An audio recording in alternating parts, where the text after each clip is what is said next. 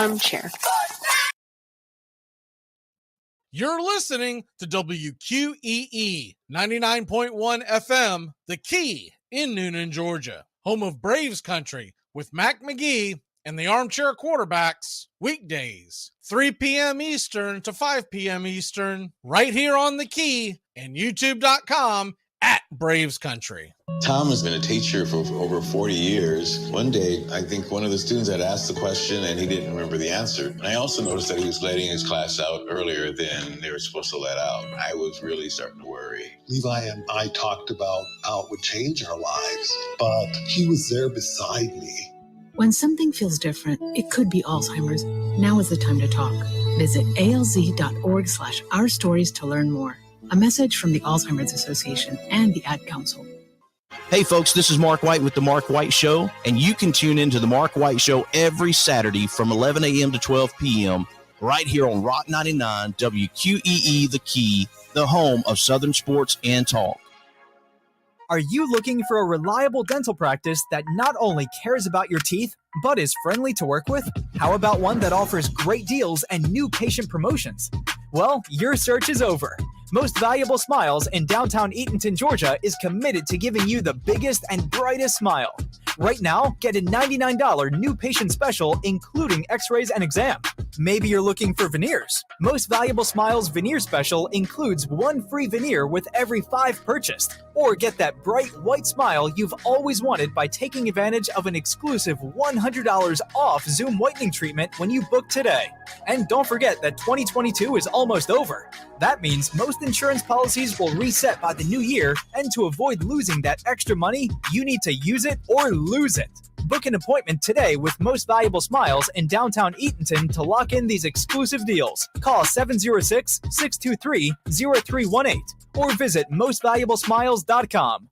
Enjoy sun-drenched days, epic stays, and plenty of room to roam in Greater Fort Lauderdale. Our hotels, attractions, and restaurants have taken the Visit Lauderdale's Safe and Clean pledge so you can relax and explore with confidence. When you're ready for that well-deserved staycation, our 23 miles of golden beaches await. Find wide-open spaces to hike, bike, kayak, and paddleboard. Visit your favorite attractions, then dine out in style in dining rooms or al fresco on waterfront patios. Learn more at sunny.org.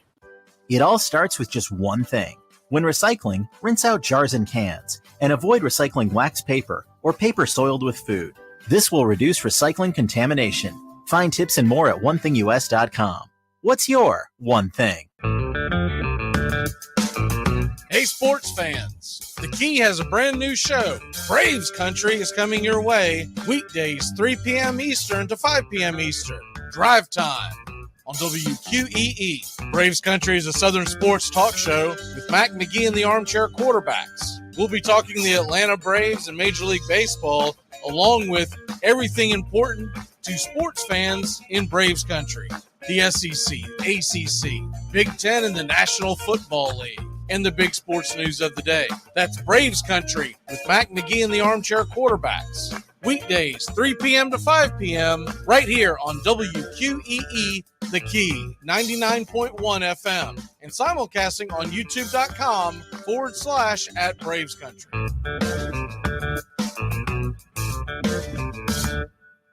At Shell, we know from the time you get up to the time you wrap up, good night, there's a lot of meetups, eat-ups, and hurry-ups.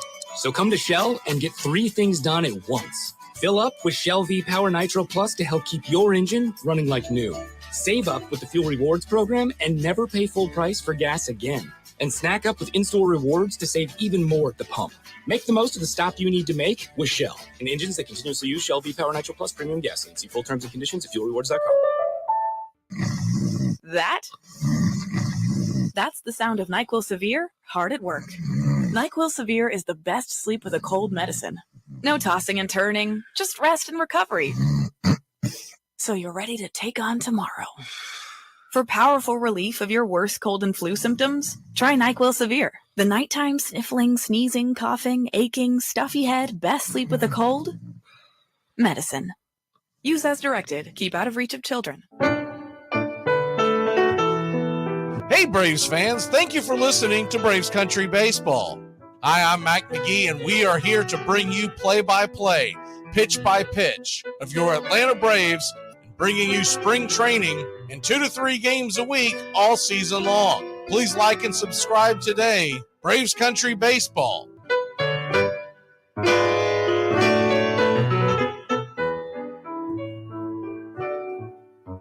Winter is the perfect time to start planning for your healthy, pest-free spring lawn with True Green, America's #1 lawn care company. True Green's science-based approach and local expertise will help give your lawn the year-round care it needs to be thick and weed-free. Go to truegreen.com. Just call 866-946-5956 or go to truegreen.com today and get a lawn to be proud of. Hey, sports fans, it's Rod Peterson here, host of The Rod Peterson Show, inviting you to join us daily for 2 hours of Atlanta's funnest sports talk right here on WQEE. I say fun because it is. You've never heard a show like it because we make the listeners a part of the show every day between noon and 2 p.m. Eastern. You'll hear plenty of the best sports talk, including the latest on the Falcons, the Braves, and more. And who knows, you might even hear you. That's the Rod Peterson Show, daily at noon, right here on WQEE 99.1 FM. It's the best in sports and entertainment, and get locked in and locked down with Rhino Radio Penitentiary, 7 a.m. to 10 a.m. with your host, me, Ryan O'Neill, each and every morning, right here with the best in sports and entertainment, all the way from professional sports to college sports to River Dragons hockey and everything in between, including some of the very best local and national guests. It's the Rhino Radio Penitentiary, 7 a.m. to 10 a.m. Monday through Fridays, right here on 99.1 FM WQEE.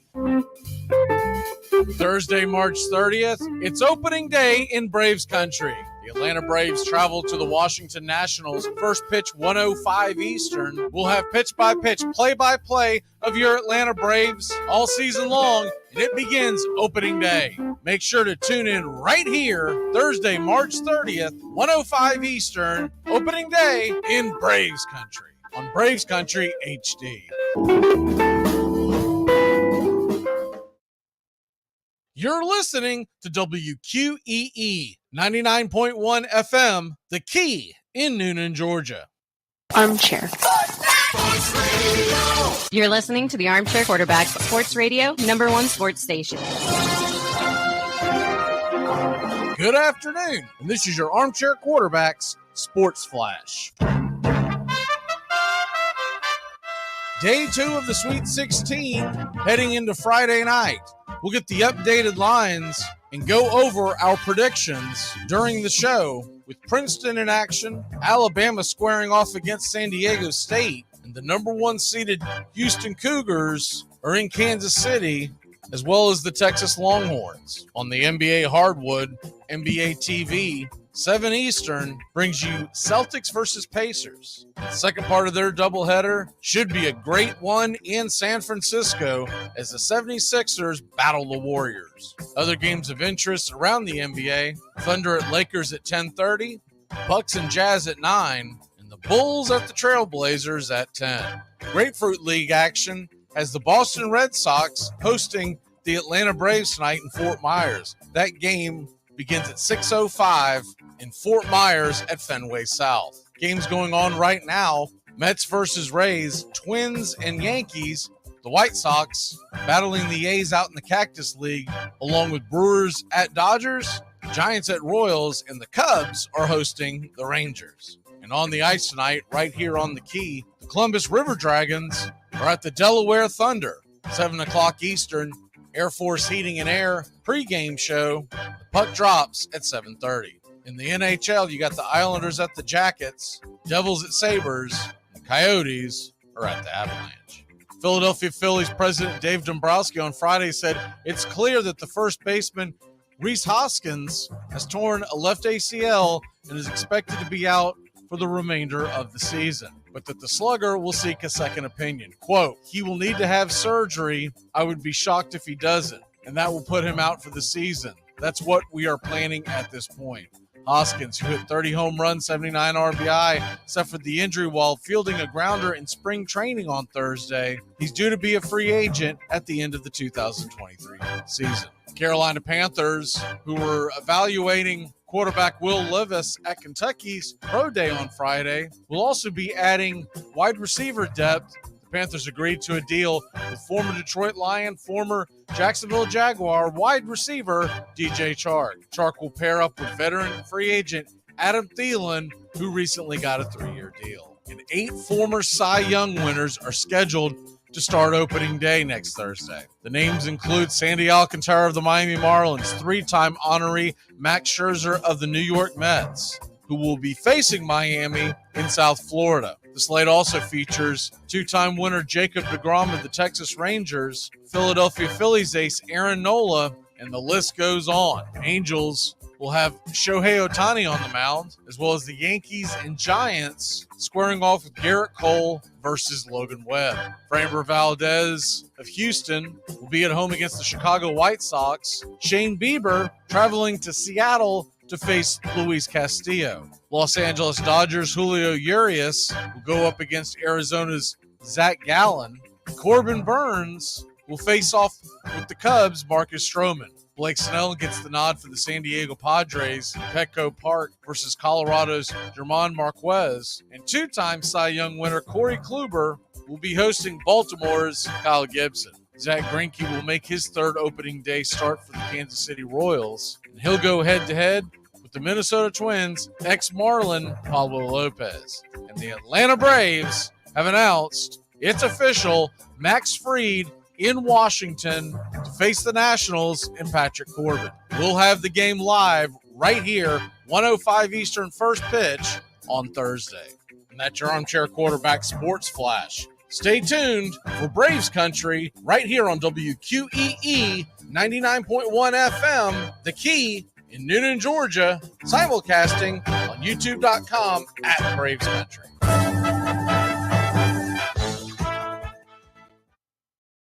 Armchair. There's something kind of about a kid that's never played baseball. We have been hoodwinked, bamboozled, and flat out deceived. Why did you get so drunk? You got drunk. I'm just really exhausted. What's in that cup? Armor Cokes. Do you have any idea how important this is? We're trying to save the pump. Really? This is what you're doing? This is what you're doing? Chief, what do you want to do tonight? The same thing we do every night. Try to take over the world. 106 miles to Chicago. We got a full tank of gas, half a pack of cigarettes. It's dark, and we're wearing sunglasses. Hit it. Armchair. YouTube Live. Radio station. The radio station you can call your own. Do you know what listeners like about our station? I like everything. It's always on my radio.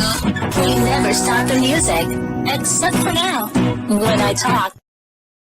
Listening to Braves Country with Mac McGee and the Armchair Quarterbacks. We're here live weekdays, 3 p.m. Eastern to 5 p.m. Eastern, WQEE 99.1 FM, The Key, and simulcasting on youtube.com/at Braves Country. Your first choice for Southern sports. Good afternoon. I'm Mac McGee, and I don't know much, but I know one thing.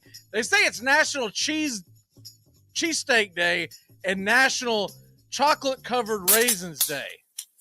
I guarantee it ain't going to be chocolate-covered raisins day in my house, by God. Community Access Channel. He's the armchair quarterback. He's full of beer and he's full of snacks. The all-American man. Hey, howdy, hi, and how the hell are you? A TGI Friday, baby, and we are ready to roll. Bobby's on the way. Tones is on the way. We're going to be talking a lot of games, especially with March Madness here. But let's get into baseball real quick to get us started off. We are less than a week away from opening day. Opening day is Thursday. I no longer have to say next this, a week from that, a month from this, 27 days from now. It's this coming Thursday. The Braves tonight, by the way, they play the Red Sox. It's like a 6 or 6:05 Eastern first pitch. Trying to look at it real quick. Yeah, 6:05 first pitch. The interesting thing that's going to go down tonight, if you get a chance to catch the game one way or the other. Now, we're not doing the broadcast tonight.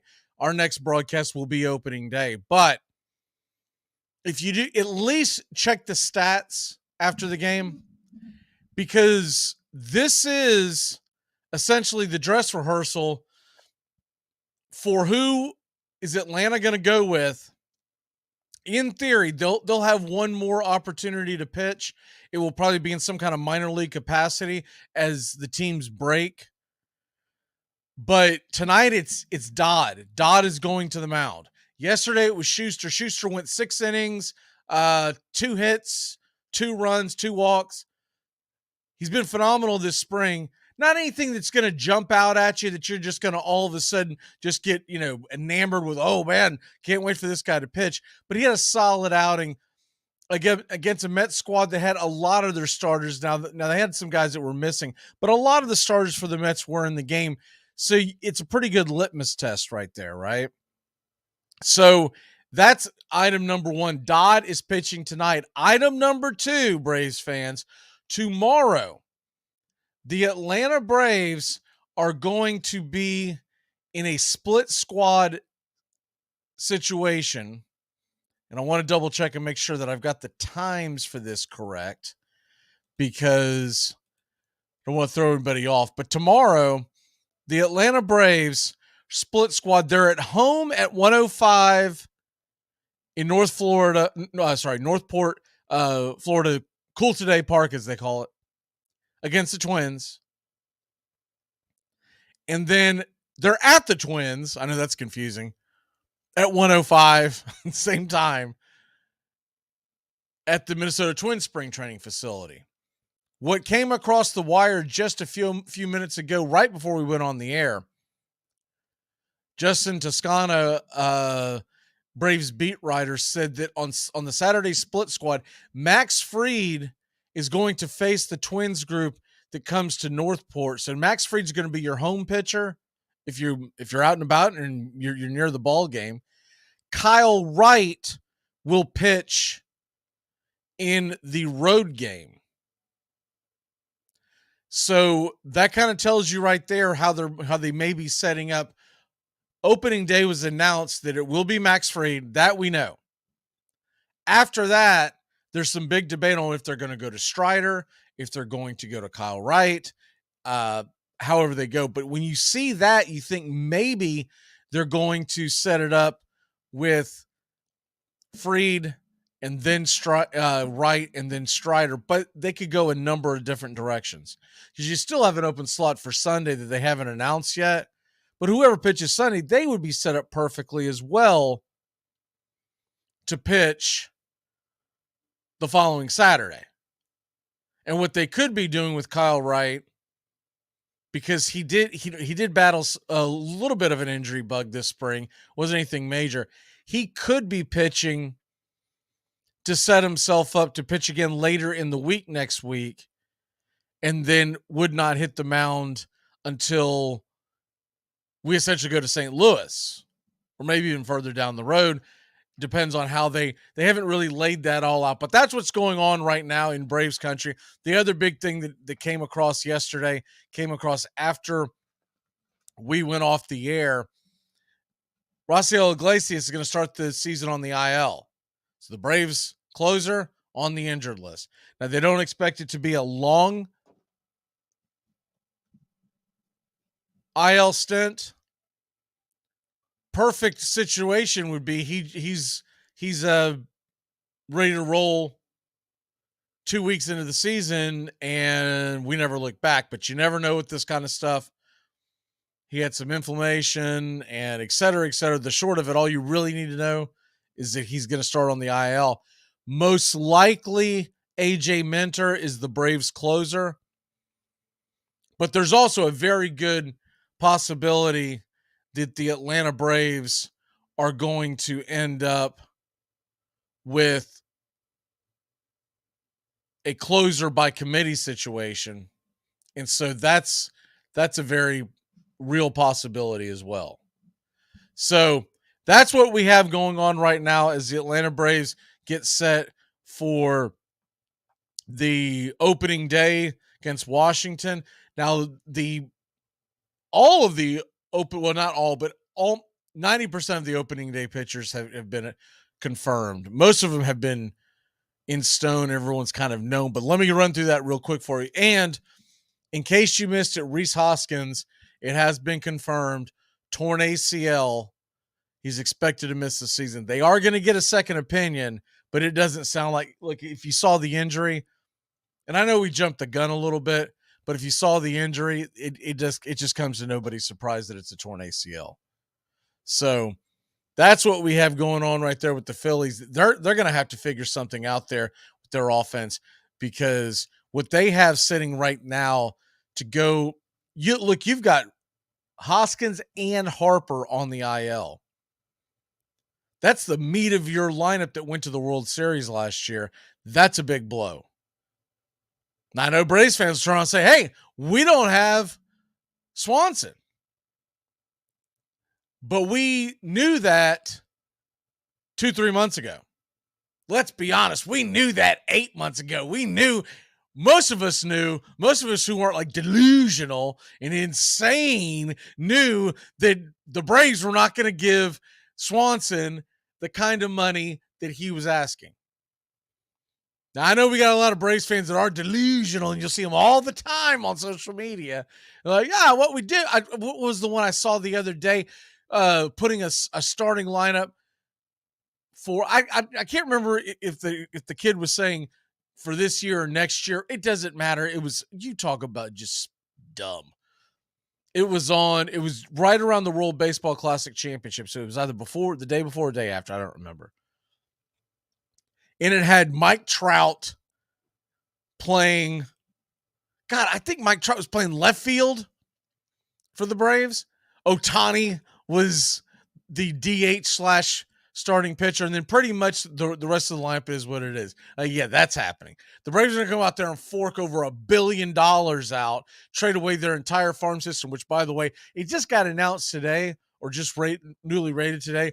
The Atlanta Braves farm system is ranked dead last in Major League Baseball. Now, that's the bad news. The good news is most of the kids that they developed and at a high level, they're all in Atlanta right now.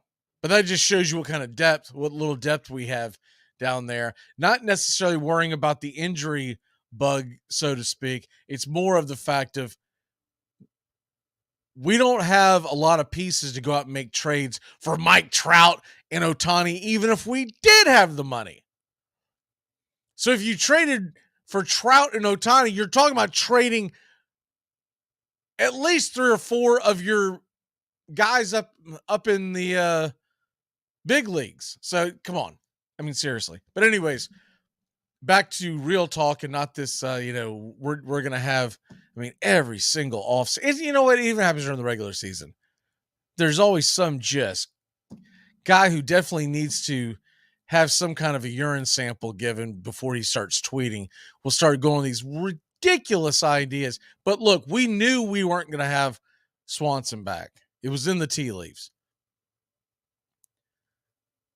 The Phillies woke up yesterday morning thinking Rhys Hoskins was their starting first baseman and right in the middle of their lineup for the 2023 season. Now they are reeling.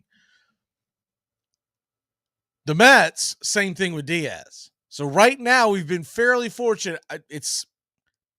You hate to see what happened with Iglesias, but this is a part of baseball. It's part of sports. Guys get banged up. You just hope that there's not going to be a long stint on the IL, because that would really put a tax on the bullpen.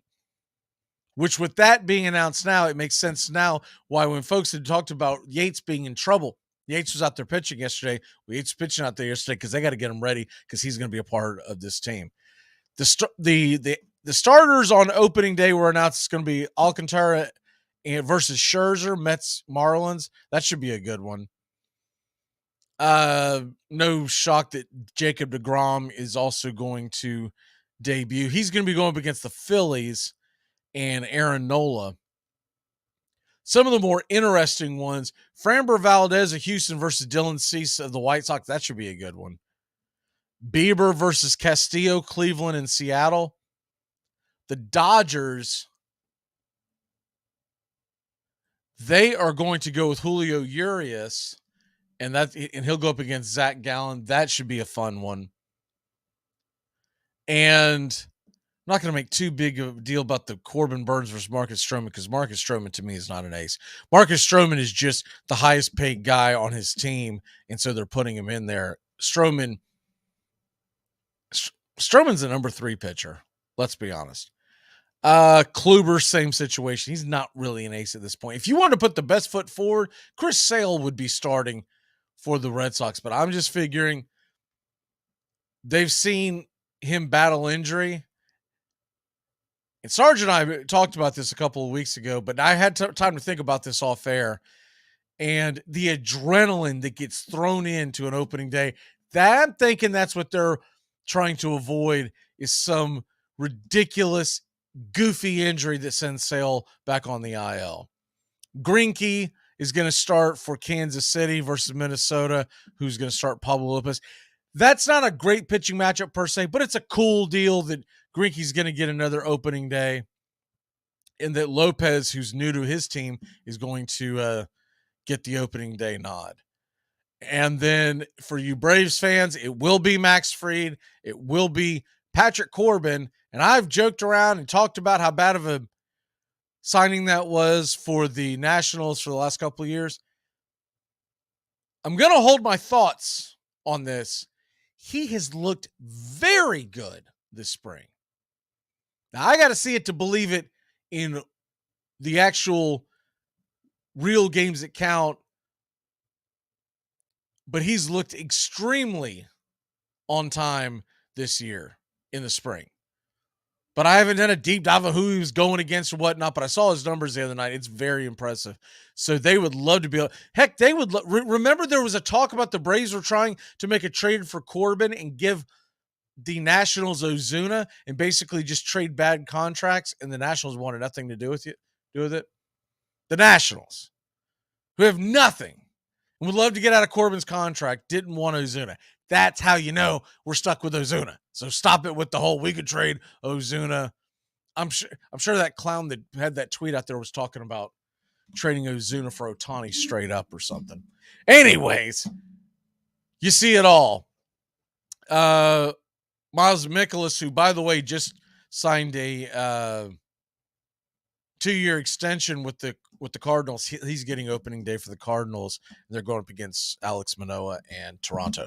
Got to take a real quick break. When we come back, Bobby's in the bullpen, I guess is how we can refer to it. He's warming up, and he's ready to come in. We're going to talk March Madness and a whole hell of a lot more. Keep it locked in here on Braves Country and Braves Country HD wherever you stream. Thursday, March 30th, it's opening day in Braves Country. The Atlanta Braves travel to the Washington Nationals. First pitch, 1:05 Eastern. We'll have pitch-by-pitch, play-by-play of your Atlanta Braves all season long, and it begins opening day. Make sure to tune in right here, Thursday, March 30th, 1:05 Eastern, opening day in Braves Country on Braves Country HD.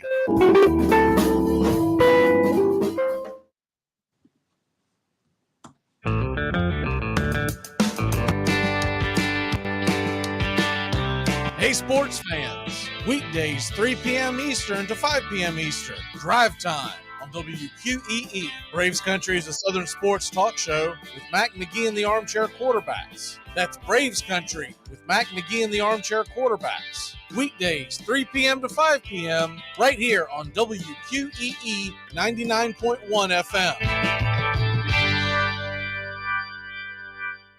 It's the best in sports and entertainment, and get locked in and locked down with Rhino Radio Penitentiary, 7 a.m. to 10 a.m. with your host, me, Ryan O'Neill, each and every morning, right here with the best in sports and entertainment, all the way from professional sports to college sports to River Dragons hockey and everything in between, including some of the very best local and national guests. It's the Rhino Radio Penitentiary, 7 a.m. to 10 a.m. Monday through Fridays, right here on 99.1 FM WQEE. Hockey season, and that means new merch over at ourdragonsmerch.com. Get the latest designs and some of our fun new souvenirs ahead of what's sure to be a great hockey season. Celebrate another season of River Dragons hockey by getting a new look to wear on game days, or surprise the big-time sports fan in your life with a new keepsake that will make them a River Dragons fan for life. Order online right now at ourdragonsmerch.com. That's the letter R, dragonsmerch.com. We'll see you at the rink. Don't you understand? This pool is our bootstraps, and it's lifting us up into the middle class, dude. Well, just accept the fact that you're white trash, all right? Take a look at yourself. You can't do backflips. You don't know karate. You're white trash.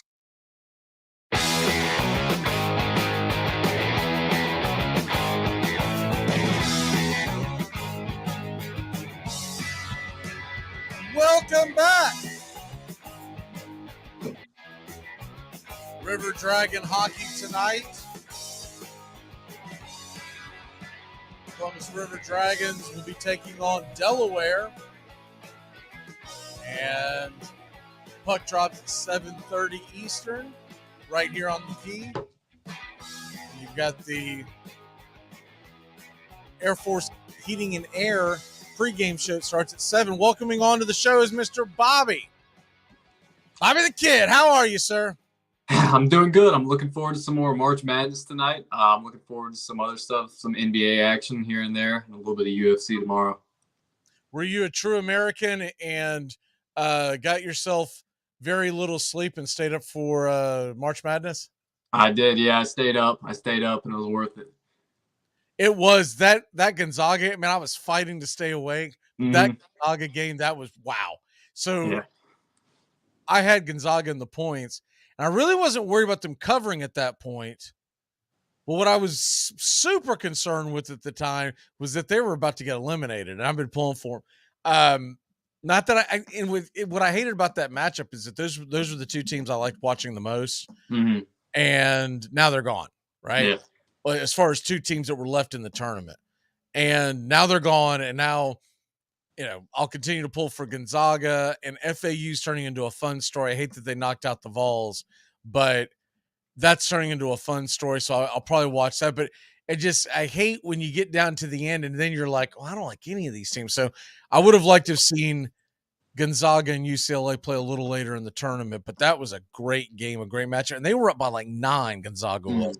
Like a little over a minute left, and they just started choking at the free throw line. The dude sailed the pass out of bounds underneath, technically, essentially underneath his own rim. He was maybe 4 feet in. He just sailed it. No one was even near it. What got me, and this has got to stop with college basketball, they go and review everything now. Yeah. I mean, what did they think? That ball hit somebody? It was nowhere within 5 feet of anybody. Well, my friend said it the other day. He said the last minute of these games are taking longer than the 19 before it in the half. They are. Look, baseball has addressed speeding up the games. And it's funny. It's like the elephant in the room that nobody wants to address. Basketball is the one that needs to speed up their games. Yeah. It is so dull, both college and pro. It is so dull at the end of the games. Mm-hmm. I can't sit through them, man. I'll get to go, all right, geez, all right, well, 3 minutes left. I guess I can go outside and mow the lawn and come back. I'll go to the store, take my time doing my grocery shopping, pinch all the vegetables. By the time I come back, they might be at the final free throws of the fourth quarter. It's just, I don't understand why they don't understand that it's pathetic, because the ratings have dropped unbelievably in the NBA. College ratings are still pretty close to where they were. They've dropped a little bit, but they're pretty close.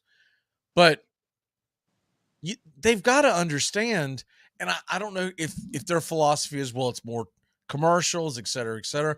But when you start seeing it dive down, right?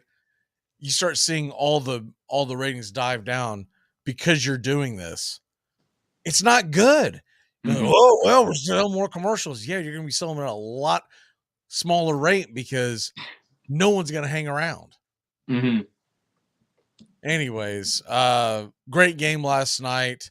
The Kansas State game ended up being a good game, even though it had no buzz. I could care less about that game, but it ended up being a good game. And then the game I was probably most excited for was a snore fest, that UConn-Arkansas game. That game was ugly. UConn pulled away, and they did not let it get any close. The only thing I was right about the entire thing was I kept referring to it yesterday. It was going to be a bloodbath, but I thought it was like a physical game where they were going to just, both teams going down to the wire. Defense was going to reign supreme. No, it was a bloodbath. All right. It was darn near genocide. I mean, it was ridiculous. I've never seen a team like Arkansas play so poorly on Thursday, but they looked so good the weekend before. Yeah, I was watching the game out with my dad, and I couldn't help but notice how sloppy they looked. It was terrible. And UConn looked much better. They still had their moments where they looked, a little rough. There were some bad turnovers, but UConn was dominant. It was so bad that I thought about punching someone just like that girl did in the women's NWIT. I just want to go punch the Arkansas coach and go, "Would you do something? Whatever you're doing right now is not working." Every time they would creep back, UConn would drain 2 3-pointers. You're like, "No, it's not happening." Yeah.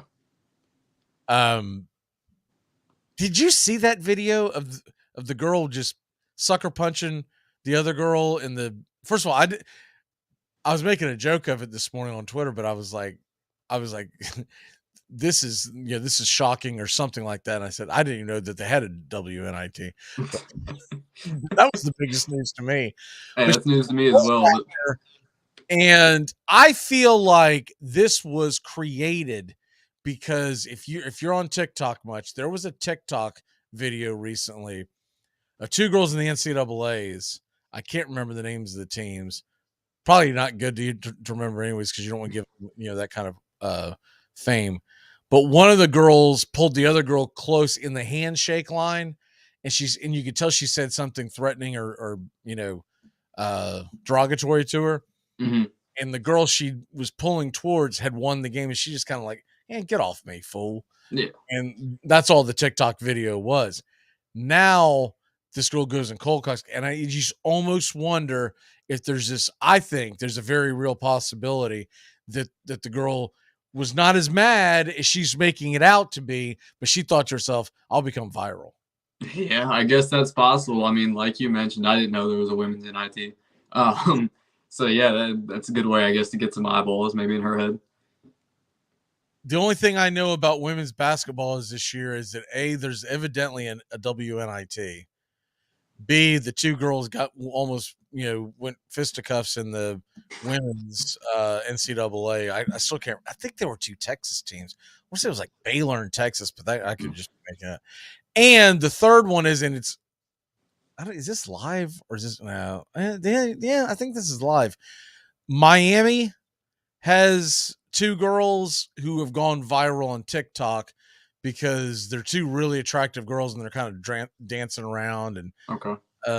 You know how TikTok do, and they're, anyways, 2 really attractive girls. I think they're sisters and they may even be twins. Okay. But they're beating someone that they're playing. And I guess I have no way of basing it because it's on ESPN on a Friday afternoon. I would think that it would be live for them to preempt their normal broadcasting. Yeah. I'm a little confused on why they're playing on a Friday afternoon. Like, if you thought I don't know what do you think what do you think the marketing strategy is there? Well, you got to have ESPN on somewhere, so let's go ahead and put it on.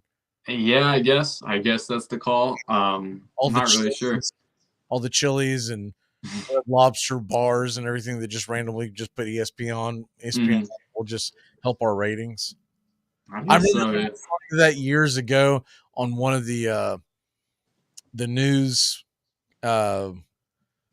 networks, one of the major news networks, the one that doesn't begin with an F, and they talked about their ratings, and someone did the deep dive and looked at their ratings, and they attributed about 40% of their ratings, which tells you that basically nobody's watching the channel. 40% of the news network from Atlanta, if I can be more specific, 40% was coming from restaurant bars, restaurant airports. Or I was like, that makes sense because every time you go through a restaurant, airport, or whatnot, that's the you never see the other news network, right? You always see that news network. I was like, man, that's not good. That came out because if you're the one talking to Coca-Cola and saying, "Hey, look at our ratings here," and that comes flashing. Yeah, look at your ratings. What's that about? Anyways, The NBA West has turned into a disaster. I believe it's all your fault. What is going on here? We're going to have like a MASH unit coming in. I mean, Kevin Durant, I don't know if he's going to be able to play by the playoffs. They say he probably will, but yeah, we're a lot closer than I think folks believe. If you look at the NBA playoffs, we are like 3 weeks away, I think. Yeah, clock's ticking, and we haven't got a lot of updates on KD. Obviously, since the night of the injury, where we all saw it, we all saw what it looked like, and it looked bad. I still think he'll probably be back for the first round of the playoffs. But man, there's still. You mentioned it the other day. There's not a lot of time for these guys to mesh. The Suns. Yeah, I mean, there really has been no updates, really. Mm-hmm. I feel like we've gotten more updates on who the whole conspiracy on the grassy knoll and the Zapruder films. I mean, I'm like, what is going on here? Like, you don't hear anything about it. And there was another injury. What was it? It just recently happened, and I can't remember if it was baseball or football, but they said we'll reevaluate in 2 to 3 weeks. And I remember when it happened, I was like, that doesn't tell me you're going to be back in 2 to 3 weeks. It just tells me that we're going to go back and pinch and feel again in 2 or 3 weeks. Mm-hmm. Yeah, it's concerning that there's no update on KD, not even a reevaluation timeline. I mean, it was the Paul George. It was the Paul George. That's right. Yeah, he did recently. He has a leg injury, I think. Right, and they didn't give any kind of timeline. All they said is we'll reevaluate in 2 to 3 weeks. Which, as you mentioned, 3 weeks, that's playoff time. So it's not looking good. We're gonna reevaluate what? Our life? What are we talking about here, man? He's not playing. He's gonna reevaluate in 2 to 3 weeks. Let's say the playoffs started in 3 weeks, but we're gonna go off the standings for today, right? Mm-hmm. I know there's some movement, but let's just say you could have a good old-fashioned showdown of the Suns versus Clippers with no Paul George and no KD. Let's go. Try to sell that to somebody. Rough. Oh, bruh. That's rough. Rough. And then you're going to have Sacramento versus Golden State, which that one would be a fun one. That one would be locked. But then you're going to have Ja Morant playing against the Timberwolves, or maybe not. You never know if he's going to go off the reservation and do something just insane. I wouldn't mind seeing Memphis and Minnesota play again.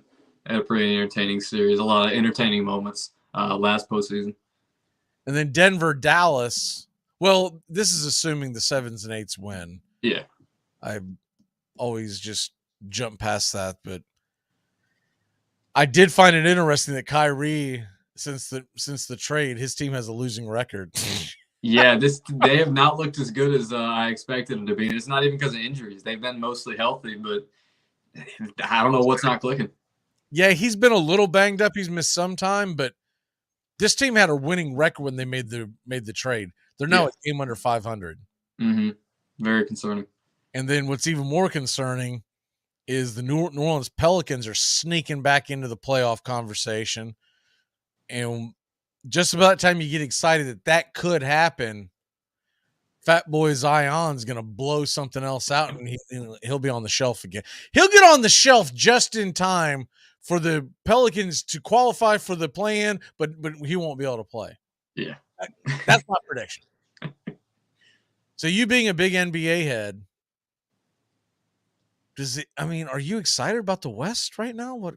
I'm not as excited as I once was. I mean, I remember at one point, Ja Morant was like, he wasn't concerned about anybody in the West. And then all these trades happened, and we're thinking this is going to be so much fun. But with all these injuries, I don't know what the outlook's looking like. I still have this. Be fun too, right? Like, I was looking at this going, all right, I poo-poo on the NBA a lot because the regular season is incredibly dull. Yeah. We all know the last 2 minutes last 4.5 hours. Okay. But we get to the playoffs. You can kind of put all of that kind of stuff off to the side. And we should have some really fun series. And then, I don't even know. I don't even understand how the Lakers are 6-4 without LeBron. Mm-hmm. And they're going to find a way in. They just are. They'll be in the play-in probably, and I bet they get in, yeah. And right now, I guess it would be Lakers versus Mavs. Timberwolves versus Pelicans would be the play-ins. Mm-hmm. You know, if you look at the East isn't as wide open because everybody's healthy. That's what it comes down to, right? I think you have 5 teams in the East that could make some noise. You have 2, maybe 3 real possibilities of getting to the Eastern Conference Finals and winning it. Mm-hmm. Yeah, I don't ever like discount any sort of Cinderella story, but the bottom half of the East, I mean, look, I'm gonna be pulling for the Hawks, but what's the best case scenario? They win, they beat Toronto, and then just get trucked by the Milwaukee Bucks. Yeah, it'd be a rematch of Eastern Conference Finals from a couple of years ago, but I don't think it'd be any competitive. I think Milwaukee would run through. It's a rematch in Jersey alone. That's all it is. It's not the same 2 teams. Yeah, and different Hawks team. We'd get halfway through that series and Trey would start asking about a trade again. So that right there has soured me on trying to get all in on the Hawks because you don't know how much longer Young's going to be there, and then what's the team going to look like. I look at it as let's go get some guys that want to be here. Mm-hmm. And I hate the whole prima donna thing in sports where they're always asking for trades no matter what the sport is. So if you have a guy that wants to leave, look, Elijah Moore is the perfect example. Elijah Moore started barking, wanting to trade. And now Aaron Rodgers is on the way. I'm sure he's like, heck yeah, now we're talking. Now what happens? He wakes up the other morning. He's heading to the Cleveland Browns. Enjoy Cleveland. Have fun there. Gotcha. So anytime a guy like that starts rumbling around and rustling around, I would do it sooner than later, but you pretty much have signed your trade papers at that point. Yeah, well, we've seen the Hawks go deep in the playoffs with Trae Young, but I'm not sold that he's a guy that can be a number 1 guy on a team and win a championship. I don't see that. No, he's definitely a Robin. He is not a Batman. Mm-hmm. Mainly because I don't think he's got the great score, phenomenal score. Mm-hmm.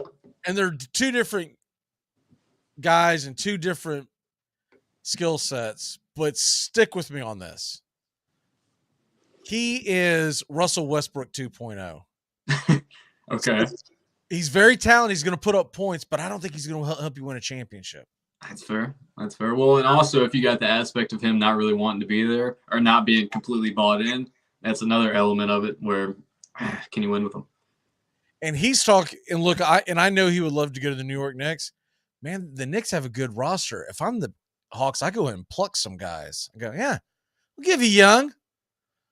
We're going to want some other guys that maybe they're soured on still because I know there's been some stuff in the papers over the last couple of years about Julius Randle not getting along. Mm-hmm.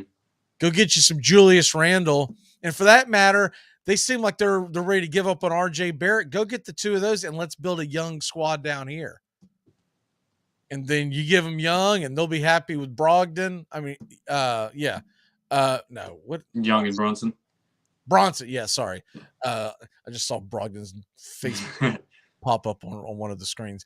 But that's what I would do if I was at Atlanta. I would just go ahead and let's move on. All right, Let's go ahead and take a real quick break. When we come back, Bobby and I are going to be talking about some March Madness. Tonight's games, man, there's some great ones tonight. We'll be back in a flash here on Braves Country. After these messages, we'll be right back. I apologize for the distractions. The Dixie Handle Company, 5 generations of the Strickland family have produced quality hardwood farm and garden tools, wooden shutters, and custom furniture. This small business has been owned and operated since 1992 and ships to customers across the world. If you're looking for the highest quality tool handles, Dixie Handle Company is your place. Every item is hand-picked to your specifications. If it's made of wood, they do it. Call now, 931-722-3395. That's 931-722-3395. Or go online to dixiehandle.com. The Dixie Handle Company. Welcome to Craftsmanship, a proud sponsor of Braves Country Baseball.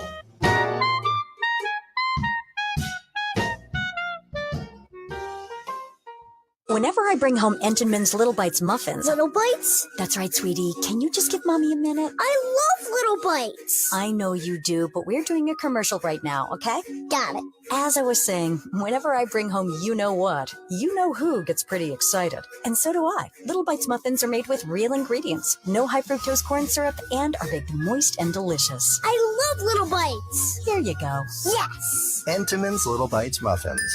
The perfect portion of happiness. Hey, Braves fans, the Armchair Quarterbacks YouTube channel are bringing you Braves Baseball all season long. Hi, I'm Mac McGee, and I'll be bringing you Braves Baseball play-by-play for the Braves fans out there, for all of Braves country. So pull up an armchair and join us for Braves Country Baseball, first pitch to last pitch, Tuesday and Friday nights, right here on the Armchair Quarterbacks YouTube channel.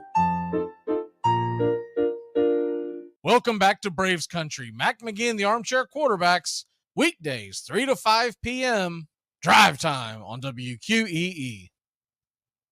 Oh, let's not go to the World Series without Stillwell's toys. Can you send my baseball? Sure. There. Wow. Avoid the clap, Jimmy Dugan. Wow. That's good advice. He's been buying beer since August, running hot and running cold. And 30 friends are on alert, that's all the den'll hold. 'Cause he's the armchair quarterback. He's full of beer and he's full of snacks. Welcome back. American man. The Mets are pounding the Rays in St. Petersburg 11-2. I saw Max Scherzer was pitching on the mound. I'd just gotten home from work. I didn't see who Tampa had pitching. I did see, man, Pete Alonso got a hold of one. He knocked that thing into the deepest part of center field. And I mean, I didn't see where they ever said how far it went, but that thing had to have been 450 feet. And he absolutely just blasted that ball. Opening day is 6 days away. Are you excited, Bobby? Not a big baseball guy, but I might tune in here and there. What is wrong with you, man? Sorry, man. I just haven't been able to get into it. You're just dropping the ball everywhere. It's not my thing. So you'd rather waste 45 minutes waiting to watch free throws at the end of the game than watch an actual sporting event? To be honest, yes. Speaking of something that could be just duller than dishwater, Miami leads Villanova 51-33. And I don't know. I'm going to assume this is the NCAA tournament. I have no idea. They don't have it on the screen. I have it over there for the bottom line to see if anything's ever breaking, but was about to change it, but then I was like, these are those girls on TikTok that keep everything. I want to see if they do something goofy and, try to go viral. It's funny how they've tried to cram what few people are at the tournament down into the stands. Cause when they do show the camera at court level, it kind of pans up and you see how empty the place really is. Yeah. Last night, I was surprised at the game that was, I guess both games, really the early games, of how empty it was. And I get that the one in Madison Square Garden was Kansas State and Michigan State, and realistically, that's a long drive, long flight for anybody who's from those areas. But it is Madison Square Garden in basketball. Mm-hmm. And I understand they started at 6:30 Eastern. That's probably a problem trying to get through New York traffic. But, man, you would think if you're going to go to one of those games, you would go to both of them. Yeah. Because you start see people start piling in when Tennessee and FAU are getting closer. And I'm thinking, for folks who've never been to one of these events, when you buy a ticket, you get to see both games. You don't buy just for one game or the other. You get to see both. I don't understand why you would not go see the early game. Well, it doesn't make sense. Also, the first game was better, I'd say. Went to overtime. So, yeah. Look, Tennessee was dominating their game, and then they just fell apart in the second half. It went cold. From what I saw of it, FAU was able to get out and run, and that absolutely just killed Tennessee. I'll tell you something else that kills Tennessee. Is that as good as their defense is, and they've played great defense, man, they just don't have consistent scores. No. So just Brick City and FAU moves on. And even though I know they're a lower seed, they're not a big name, they're an exciting team, and it should make for a very fun Saturday. Yeah. Well, and I know they're a 9 seed, but they should have been seeded higher in my mind since they were 31-3, I think it was. It doesn't make much sense for them to be that low, but they've played much higher than their seed. I can't even begin to tell you why they would be a 9 seed. Yeah. They were top 25 the majority of the year. Shouldn't that, just by logic, shouldn't that put you at least at a 6 or 7 seed? Just logically. Yeah, mathematically, yeah, absolutely. At the worst, a 7 seed, and you'd be the first 7 seed if you're the top 25 team in the country. Yeah. But you should at least be, they should have been a 6 seed. It's just 5 seed at the worst. But it's worked out for them, so they march on tonight. We got some good ones. Now, 6:30, maybe not so much. Alabama versus San Diego State. San Diego State's getting 7.5 points. But I'm going to caution people on this. I know Alabama's been rolling. But there's something that goes on in this game that I think a lot of like your average basketball fans probably don't pay attention to. Alabama does not do very well on the glass. Mm-hmm. That is what San Diego State has built their team around this year. So there's a good chance, even with all the talent that Alabama has, San Diego State's going to get a lot of second chance opportunities. Alabama will not. And that usually is a perfect scenario for an upset, or at least a heck of a close ball game. I think that 7.5 is extremely high. Yeah, if you can get a combination of controlling the boards and then getting hot, they can't be missing shots. If they can, knock down their shots, I see a possibility for an upset. But honestly, if I had to make a call for this game, I'm going to take Bama. But I do like San Diego State cover. Yeah, and the same thing. I don't think Miami should be 7.5 points under a 7.5 point underdog as well. I can tell you one of my favorite plays today is taking Miami and San Diego State in a 2-team teaser and bumping both of their totals to 11.5. I like that. All of these games I think are incredibly high, except for the Texas Xavier game. I believe Texas is going to roll them. But Princeton they're getting 10 points, 10.5 on some boards. That's a big, big number to cover. I get that Creighton can shoot lights out, and I understand that they can get on a roll, but Princeton is a very difficult team to deal with. Mm-hmm. Yeah, and especially given I think Creighton's a 6 seed, right? What's that? I think Creighton's a 6 seed, if I'm not mistaken. Yeah. Given a 6 seed, that many points this late in the tournament, or given, or taken away, I guess, that many points, that's a little bit questionable. And Princeton has just, and this isn't your father's Princeton team. I know a lot of older folks will remember when Princeton would put scares into folks years and years ago, but they used to run a 4-corner type offense, run a lot of back screens, and they would literally, now this is back when the shot clock was 45 seconds, and they would wind it down to the very end and then take their shot. And they were doing that to shorten the game. And they were very successful, almost had some incredible upsets. They were the first one that really scared a number 1 seed as a 16 seed. Now, this is a different team. This team, very good shooting from the perimeter. They move off the ball very well. Creighton's obviously going to have better athletes, but, man, that's a lot of points to give up. Mm-hmm. Yeah, I wouldn't mind taking Princeton on the points there. Yeah, that's man. Do have well? I'll tell you what. I'll talk about in the next segment. We have an announcement to make on something that we're adding to Armchair Quarterbacks Radio. But by the way, they are blowing them out, and you don't see this much in women's basketball. What little I've watched over the years, the high seeds usually are dominant. Mm-hmm. Miami happens to be a 9 seed. Villanova is a 4 seed. Typically, there's the haves and haves nots in women college basketball, and the high seeds dominate, and they always have. That's why UConn and Tennessee have just a litany of championships, and you don't get a lot of stories like Princeton, right? Mm-hmm. But today, the number 9 seed is winning by 21 points. Wow.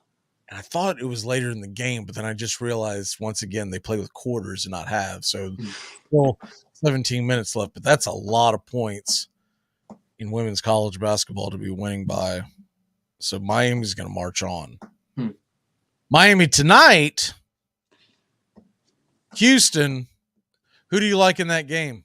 I like Houston. I'm not as confident in the Miami men's team. I think they're better right now. They're the 1 seed. I'm sticking with the 1 seeds tonight. They're rolling. They're one of the best teams in the country. I think they get it done. Miami's impressed me, though. They went farther than I expected with what they're dealing with. But I got Houston ending that tonight. And they cover? I don't want to get too confident in Houston. Bon, the covering is the only thing that counts. Anybody can sit here and tell me that a high seed's going to win. All right. I'm going with the favorite in this one. Give me Houston to cover, too. I think Miami's got a decent shot because not just to cover, but maybe even pull off the upset, but I definitely like them to cover.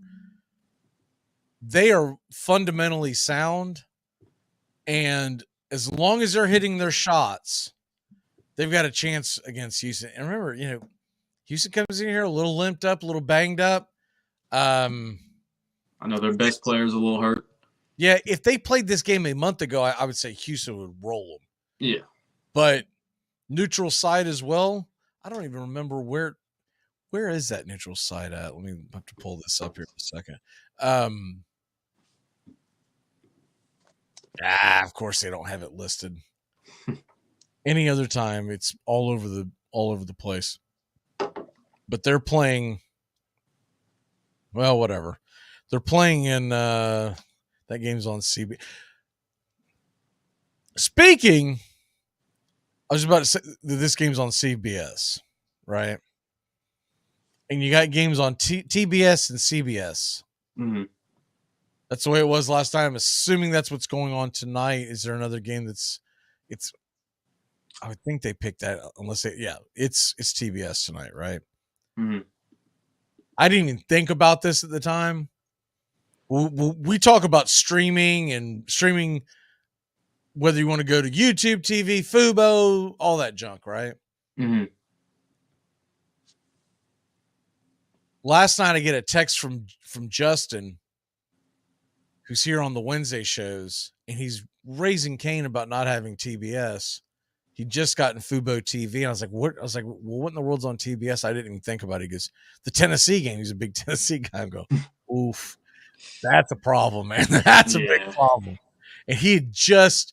I mean, this guy is about as cheap as they come, and is always trying to prevent from buying any kind of streaming device at all, service at all. So he always tried to punt it. He finally goes and breaks it down because the Braves season's coming up. He's like, I'm biting the bullet. I'm going to get it. And then he can't even get the darn basketball game off. In his own team, too. That's rough. I said I was getting rid of YouTube. I'm sticking with them, at least for a couple of months. Because Fubo, who tells you, you can watch live sports and all that junk, all those terrible commercials, that's not true. They don't have TBS, which, by the way, has Major League Baseball once a week during the season. They're covering the tournament right now, and they don't have TNT. Mm. What are you going to do, NBA and NHL playoffs with no TNT? Yeah, that's rough. And you're missing out on Inside the NBA. Well, that too, yeah. But I'm talking about from the just strictly watching games. Games, yeah. All that Inside the NBA, man. I catch more of that stuff on social media than I catch anywhere else. I guess it's because I've liked so many of their videos. I can't go an entire day with not seeing Charles Barkley ticking off Shaq inside the NBA. I always I'm gonna beat you up. How many rings you got, Chuck? And Charles is always going, he'll start laughing, keep poking the bear. Yeah. All right, well, let's take a quick break. Tones is on his way. When we come back, we're going to talk some cool games and give you some locks here on the second hour. We'll be back in a flash here on Braves Country and Braves Country HD, wherever you stream. You're listening to WQEE 99.1 FM, The Key in Noonan, Georgia. You're listening to Braves Country with Mac McGee and Armchair. You're listening to the Armchair Quarterbacks Sports Radio, #1 sports station. Good afternoon, and this is your Armchair Quarterbacks Sports Flash. Day 2 of the Sweet 16, heading into Friday night.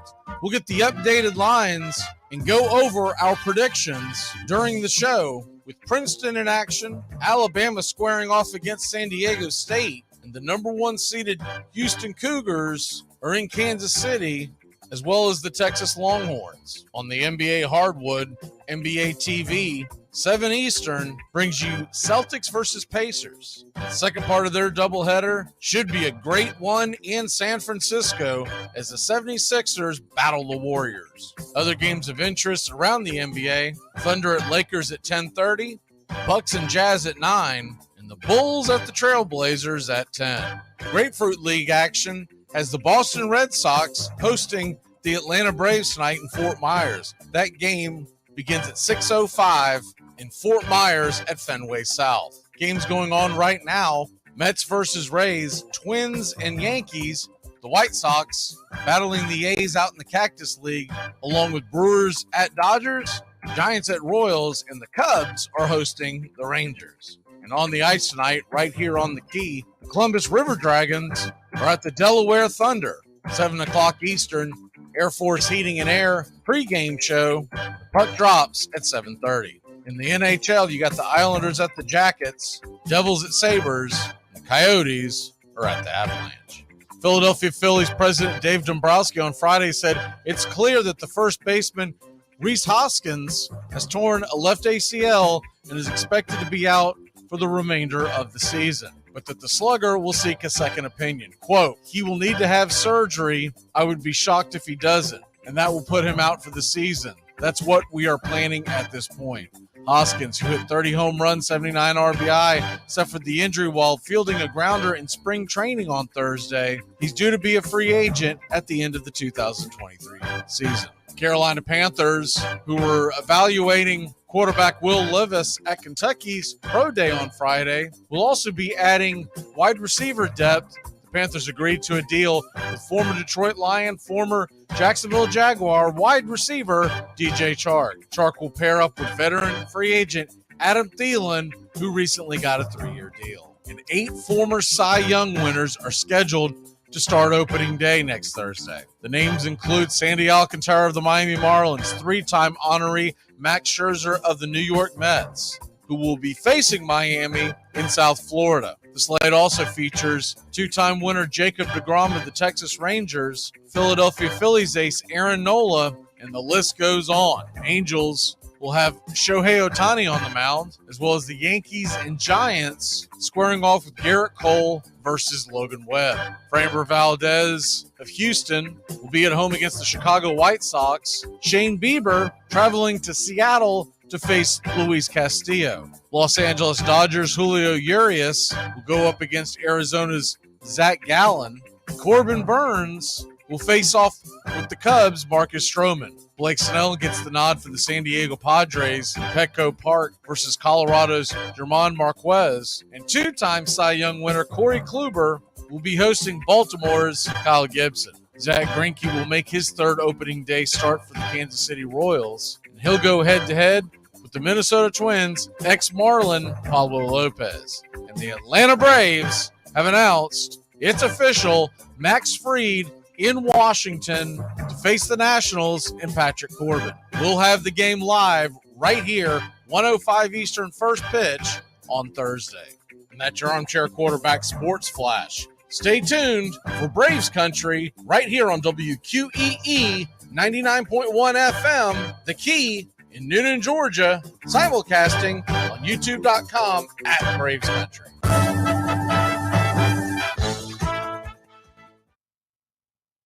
It's the best in sports and entertainment, and get locked in and locked down with Rhino Radio Penitentiary, 7 a.m. to 10 a.m. with your host, me, Ryan O'Neill, each and every morning, right here with the best in sports and entertainment, all the way from professional sports to college sports to River Dragons hockey and everything in between, including some of the very best local and national guests. It's the Rhino Radio Penitentiary, 7 a.m. to 10 a.m. Monday through Fridays, right here on 99.1 FM WQEE.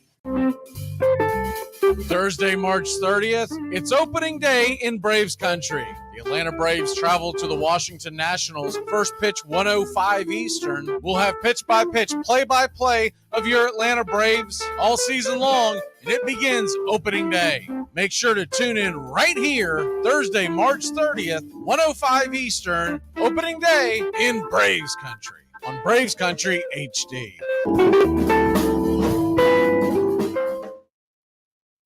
I'm sure of it. I hate him. He's drunk. And Vino Veritas. Ajay Kodajis. Come on, boys. We don't want any trouble in here, not in any language. That's Latin, darling. Evidently, Mr. Ringo's an educated man. How I really hate him. Are you listening?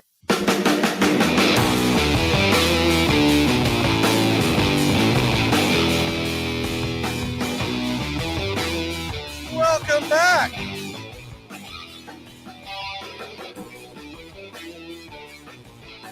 Braves Country.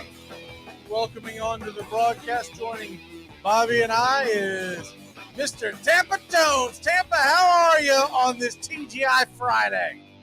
Doing great, brother. I see a little new camera angle action, always different and exciting. I'm doing great talking sports with the fellas. Though it's Friday, we got a lot to talk about. Yes, we do. March Madness it's still holding steady. That Alabama line is still holding steady at 7.5. I really like San Diego State in the points tonight. I'm telling you, that's a dangerous line to give out. And the only thing I'll say to counter would be Alabama has looked really good, so that's going to be difficult. But bigger giants have fallen in these tournaments, and they better be careful. That's all I know. Yeah, that San Diego State team has a tremendous defense. They have the opportunity to stifle Alabama's offense. We'll see if they could. All right, well, let's get into what we do here on Fridays as we get into cool games. On cool games, basically the one stipulation, it's a game that you would watch start to finish. You wouldn't even think about missing it.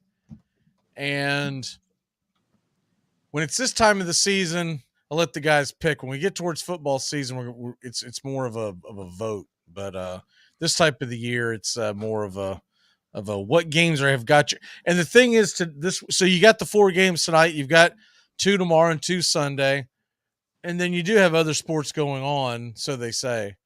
But I mean, to me, it's really March Madness or nothing. March Madness or bust this weekend.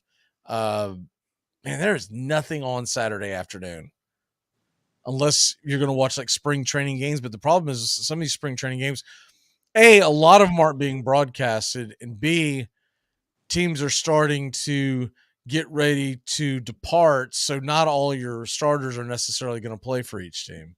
Mm-hmm. Exactly. So that takes me out of the betting element immediately. I am not betting on spring training baseball ever, but if I ever thought about it, tomorrow, Braves are in a split squad scrimmage. They're hosting the Twins. They're traveling to the Twins. And Max Fried's going to pitch at home. Kyle Wright's going to pitch on the road.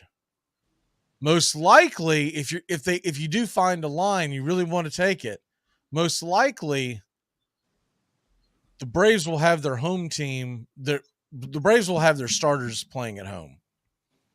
And then the scrubs will be on the bus heading to the Minnesota Twins Stadium. So there is that. If you ever wanted to make a little money on spring training baseball, if you see a split squad, realize most teams do this nowadays. The veterans, the better players, they play at home, and the rookies and guys who aren't going to make the team, they take the bus. Which, makes sense. But just a little food for thought for folks who might be out there, as opposed to checking themselves into some kind of facility that they want to make one last bet before they admit that there's a problem. I'm sorry, man. Spring training baseball, you're betting on that, you've got major, major issues. Yeah, that's last fall going into football season, and buddies of mine asking me, if they should take such and such preseason NFL game. I was like, have you lost your brain, man? Like, what are you betting on that for? If you do bet on it, you better be taking the underdog money line at the very least in a game like that. Mm-hmm. See, the fact you're even thinking about that tells me that maybe we need to get you into a facility, man. Get you checked away. Make sure that you're not be a little addiction going on there. Hey, when there's opportunities to make money, there's money to be made. There's no opportunities for you to lose money at that. Yeah, I can't bet preseason. I can't, I can't even do all-star games most of the time just because it is such a coin flip. Same way all-star activities and whatnot. But again, if you do, not saying you should, but if you do, go with the underdog money line. I guess.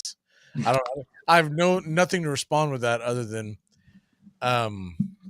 what's the line in the Hall of Fame game this year? Let's take a look at it. There might be one out there right now. No, I don't know, but crazy, man. If you're betting on preseason, come on, Godspeed. We're only 5 months away from kickoff. Come on, let's put some scratch in it. Have you seen the injury report for the game yet? Not yet. I've got alerts set up on my phone. All right, cool games. I don't even know who's in it this year. Hall of Fame. It's usually got to do with who's going to be in the.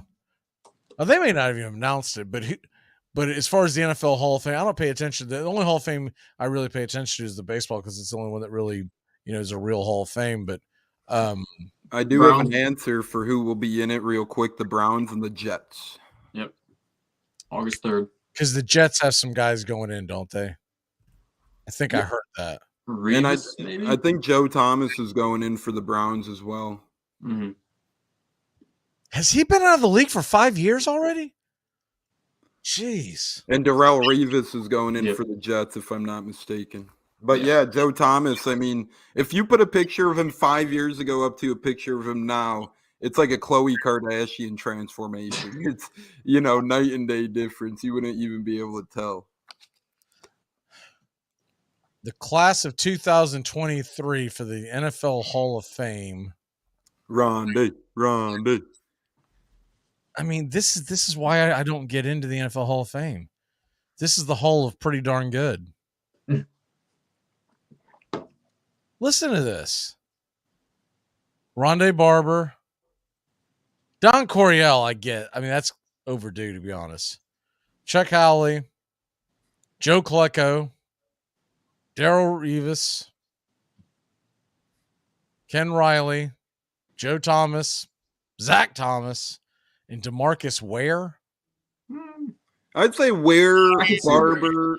I'd say Barber and Joe Thomas are at least and Revis. Maybe you can make the argument for Revis as well. The others are very questionable.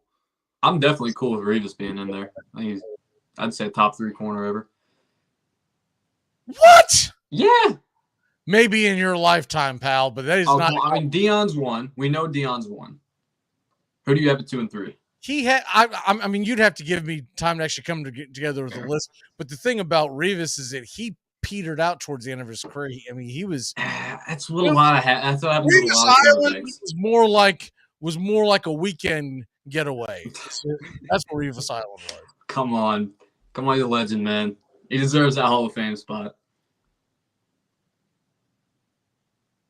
No, because it would no.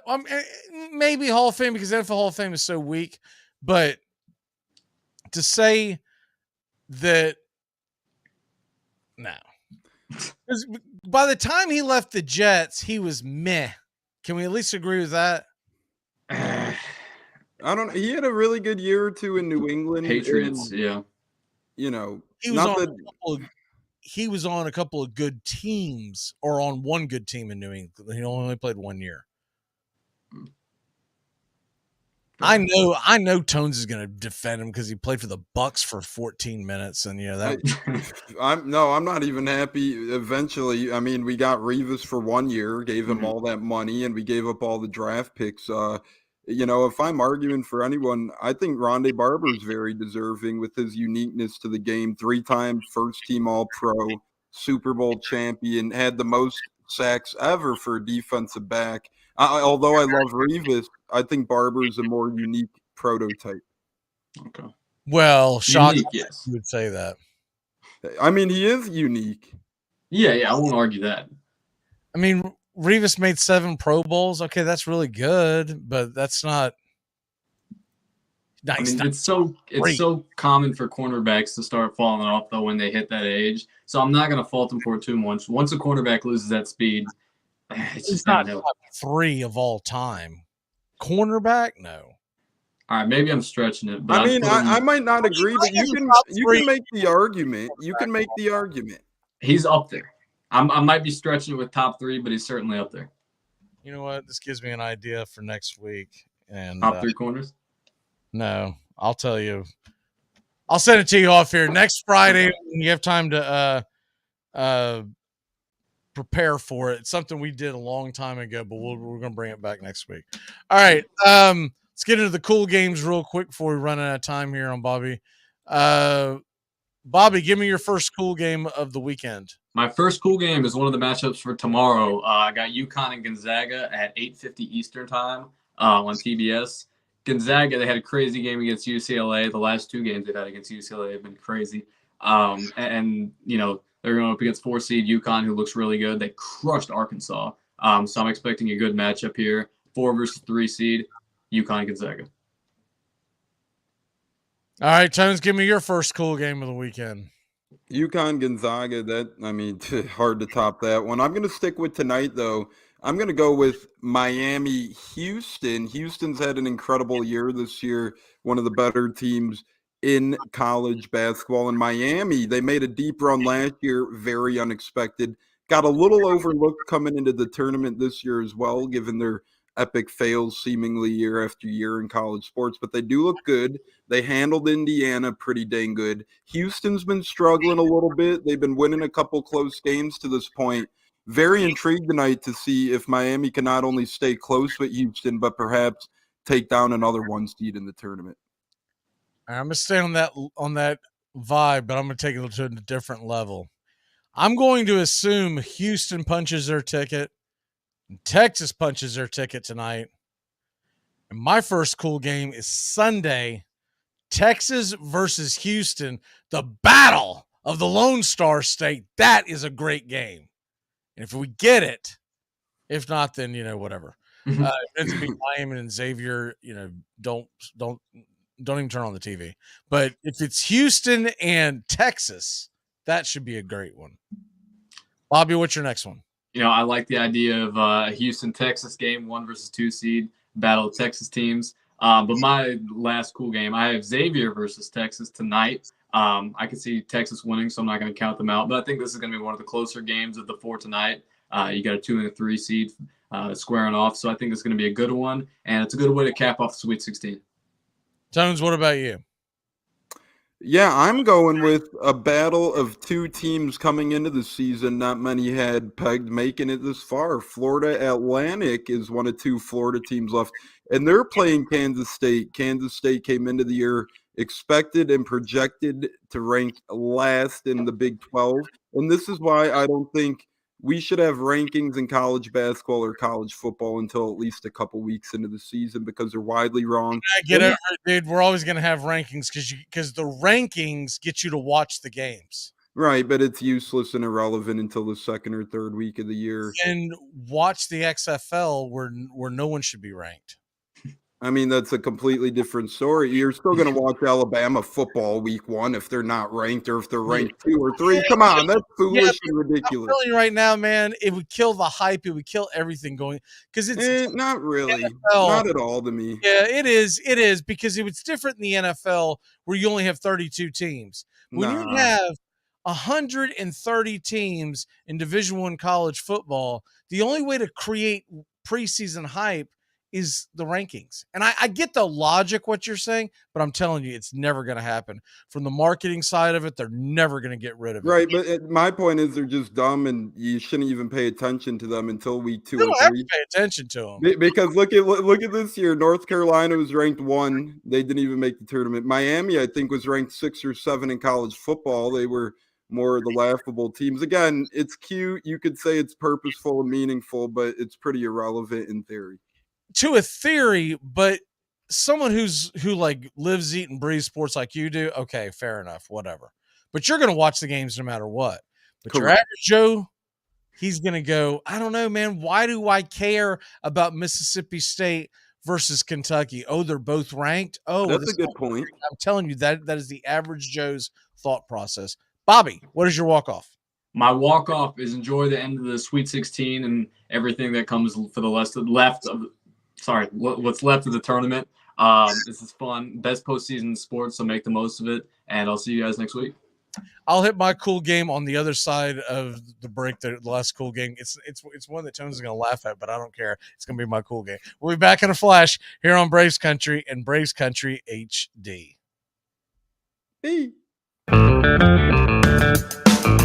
Hey, sports fans. The Key has a brand new show. Braves Country is coming your way weekdays 3 p.m. Eastern to 5 p.m. Eastern. Drive time on WQEE. Braves Country is a Southern sports talk show with Mac McGee and the Armchair Quarterbacks. We'll be talking the Atlanta Braves and Major League Baseball, along with everything important to sports fans in Braves Country. The SEC, ACC, Big Ten, and the National Football League, and the big sports news of the day. That's Braves Country with Mac McGee and the Armchair Quarterbacks. Weekdays, 3 p.m. to 5 p.m. right here on WQEE, The Key, 99.1 FM, and simulcasting on youtube.com/@Braves Country.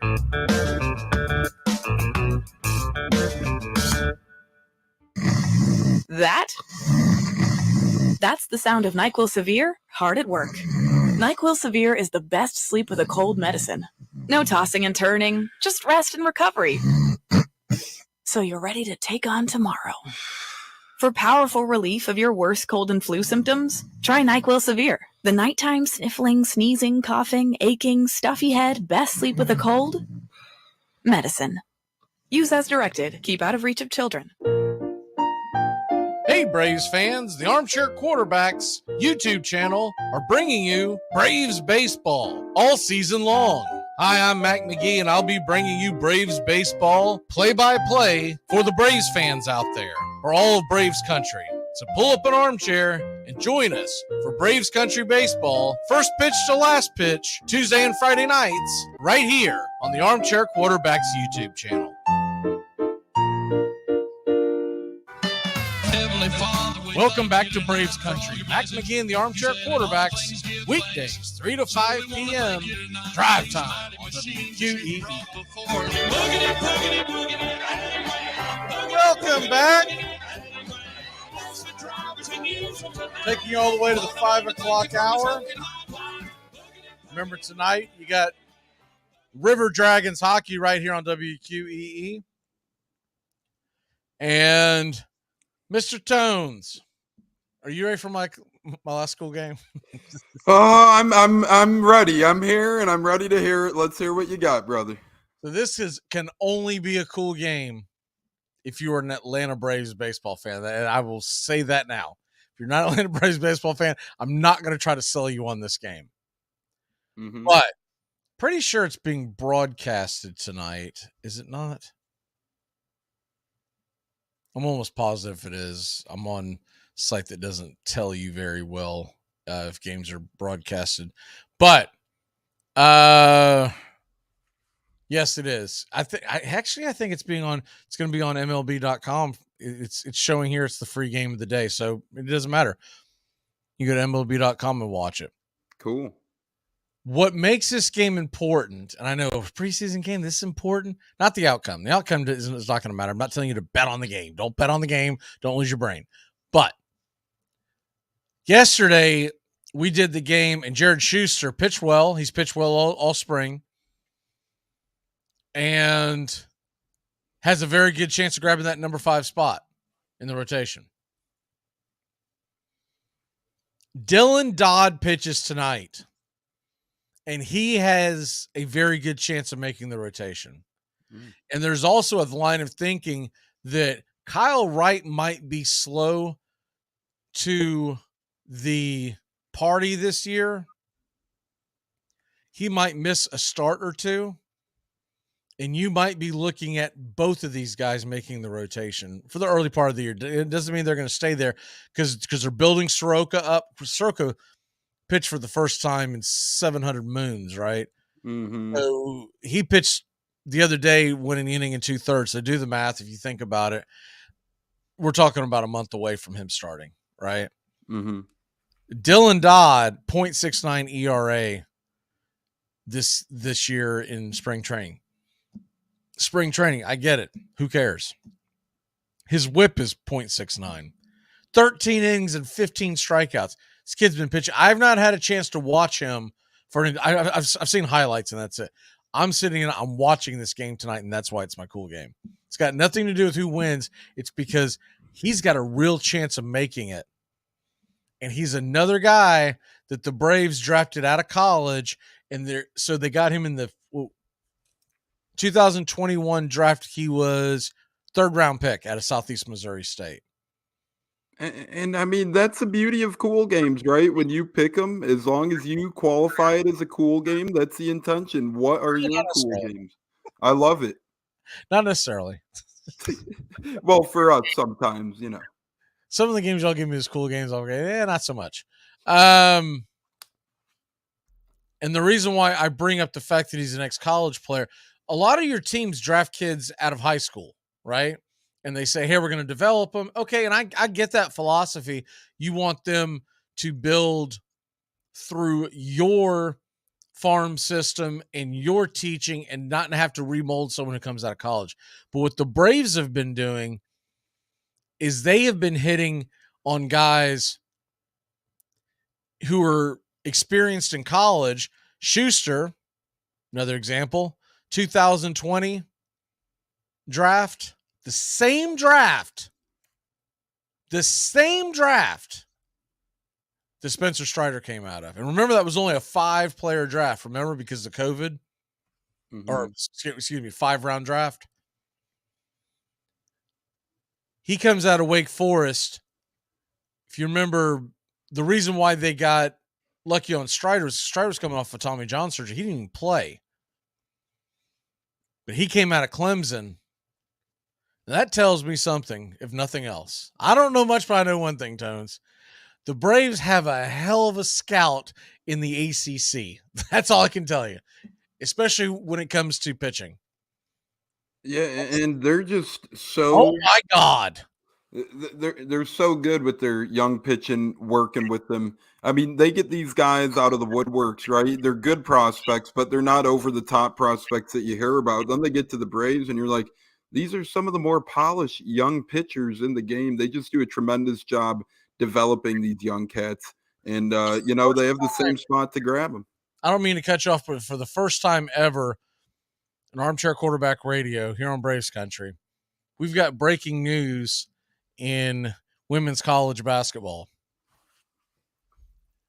If you were listening in this last hour, I was telling Bobby how Miami was pounding Villanova, and the game was essentially over. They were up by like 20 with like 7 minutes left in the third.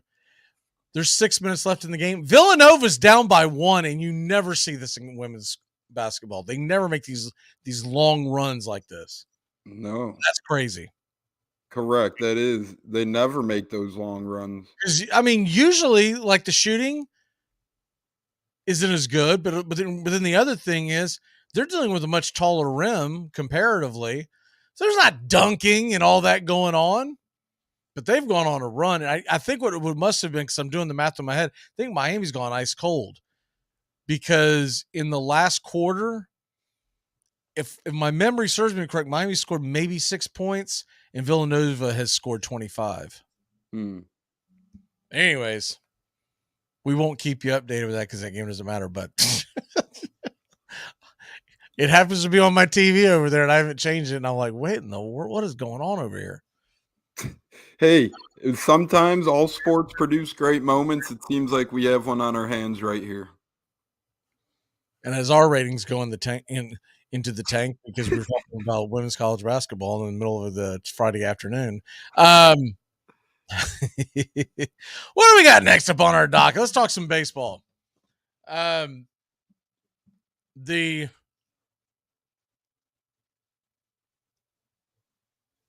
Sorry, I got it backwards. I was like, what am I looking at? All right. So we went in and talked about this a little bit at the beginning of the show. You have not been on, but there have been some major injuries in Major League Baseball. Mm-hmm. And very few have come from the World Baseball Classic. So for folks who are wanting to shut down the Classic, but yet for some reason keep Olympic hockey around, whatever. Same exact scenario. 2 exhibitions that people are doing for pride of country. And yes, you're watching a sport when there's a possibility of injury. Mm-hmm. That's why when like ESPN has darts on TV, I'm like, what? That's not a sport. How are you going to get injured playing darts? Unless like some idiot like uses it as a weapon. Dart fight. Yeah, exactly. We used to do that when I was younger. We'd be in bars. We'd throw them at each other's feet.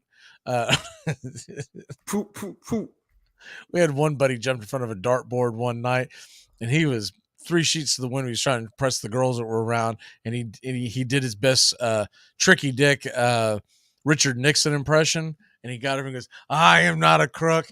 And his brother threw the dart, and if that dart didn't go into his finger and jam him up against the board. Oh my Lord, that just sounds painful. We were all roommates at the time around this bar, and I hit the floor just dying laughing. He's like screaming, trying to get the freaking dart out of his finger and off the board. And so there's 4 roommates, 2 of them throwing darts at each other, and there's me and our 4th roommate, and he and I are on the floor rolling around laughing, staring. We can see each other. We can't make a sound because we're laughing so darn hard. These 2 idiots just threw darts at each other. Dart fight. Oh, that sounds fun, but painful. Perhaps painful, at least for some. The guy that got hit, they were brothers. The guy that got hit just the other goes, "The first time in your entire life you've ever hit anything." Oh man, just so happens to be. I've been motivated. Emergency room trip incoming. He's like, "Well, man, it's not my fault. I was seeing double, so I aimed for the middle, and you actually happen to be in the middle." Oh, I couldn't tell if that was really you or just my vision, but that was. Anyways, that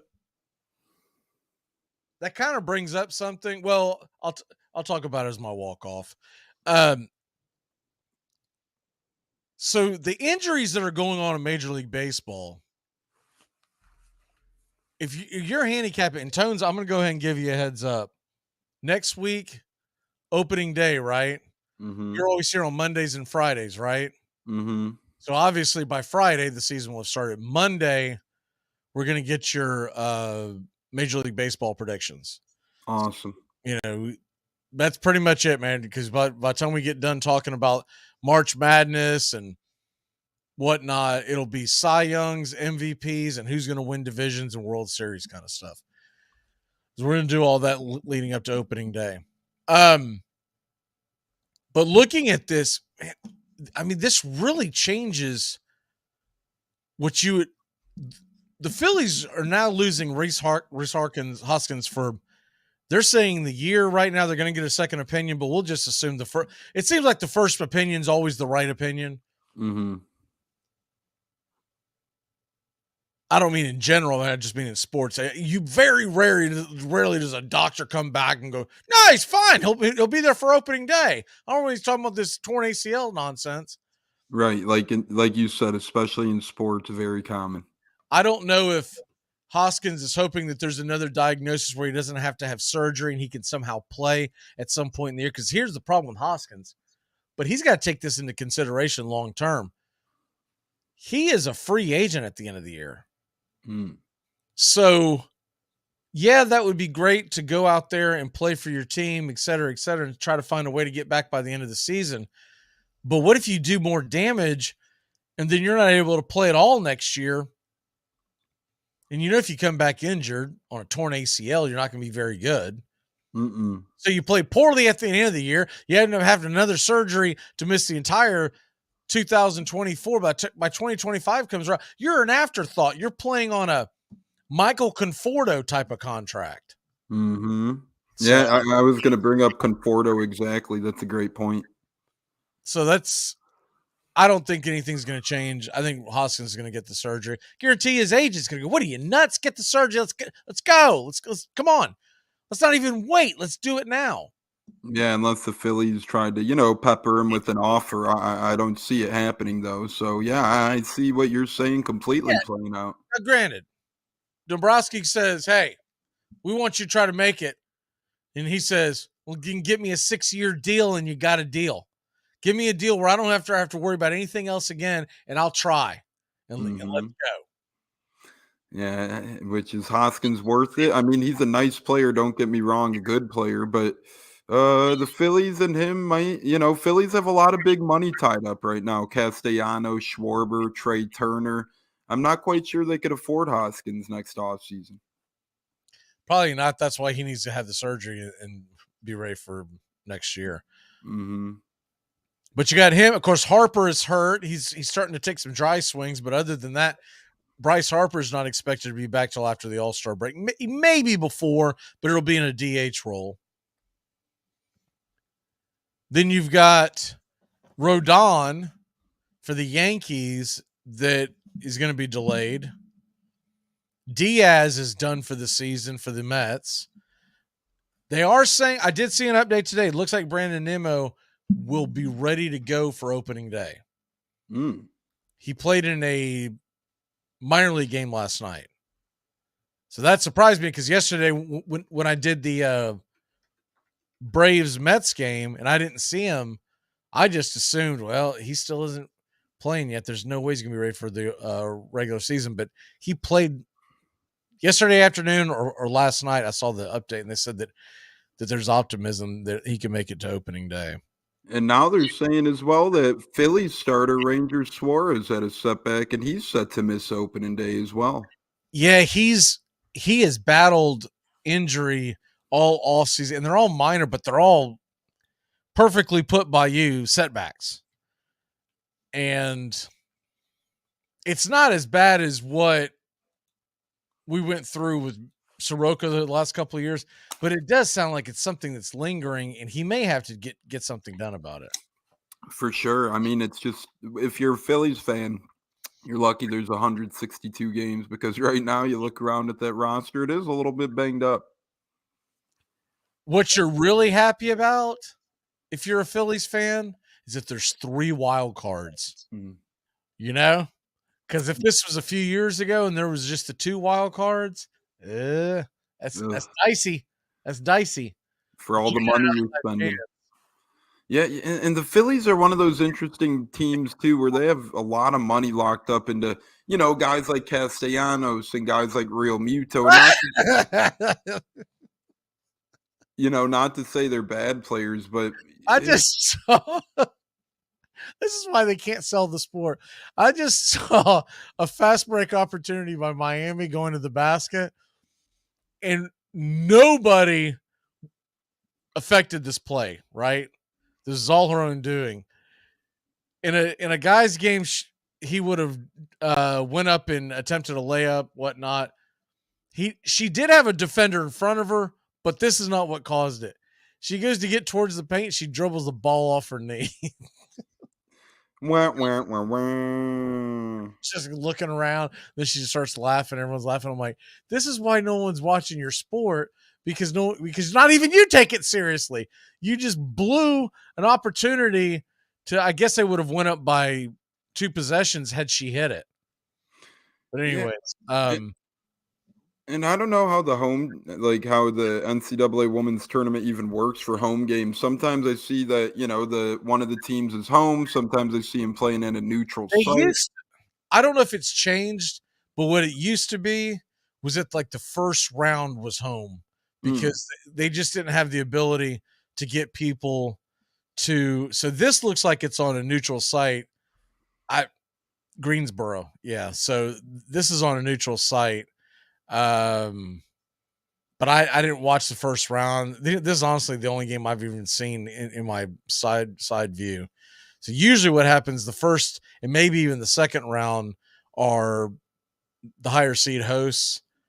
And then when you get to the Sweet 16, I know the Final Four is definitely on a neutral site. Because if you remember a few years ago, that was the whole stink about the fact that the women's and men's Final Four was in the same area, in the same city. And they showed the men's workout facility and then they showed the women's workout facility. It was like one dumbbell in the corner. It's like one dumbbell and like 2 towels. It was like all over TikTok. And I remember laughing going, I'm actually surprised that they could afford that considering the the viewership, but it was pretty bad.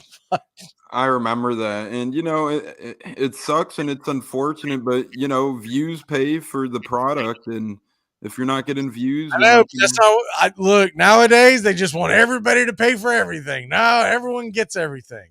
Yeah. Just like the WNBA wants chartered flights, even though they have lost millions over the last 25 years. Sheesh. And they are complaining wanting charter flights. And there are these dopes on ESPN who just stand there and really just sit there and go, I don't understand why they don't have charter flights. And even the level-headed ones on ESPN have sat there and just smile and nod. You know what they're thinking. They're thinking, really?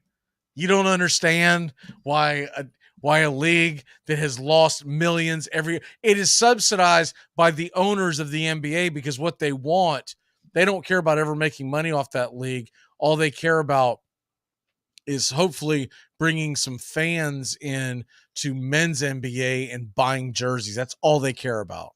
And I view it, honestly, I kind of view it the same with their G League development league. It's just, they don't care if they make money from it. They just want to appeal to people, trying and broaden their fan base a little bit.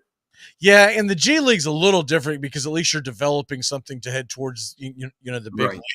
But yeah, they definitely don't care about that.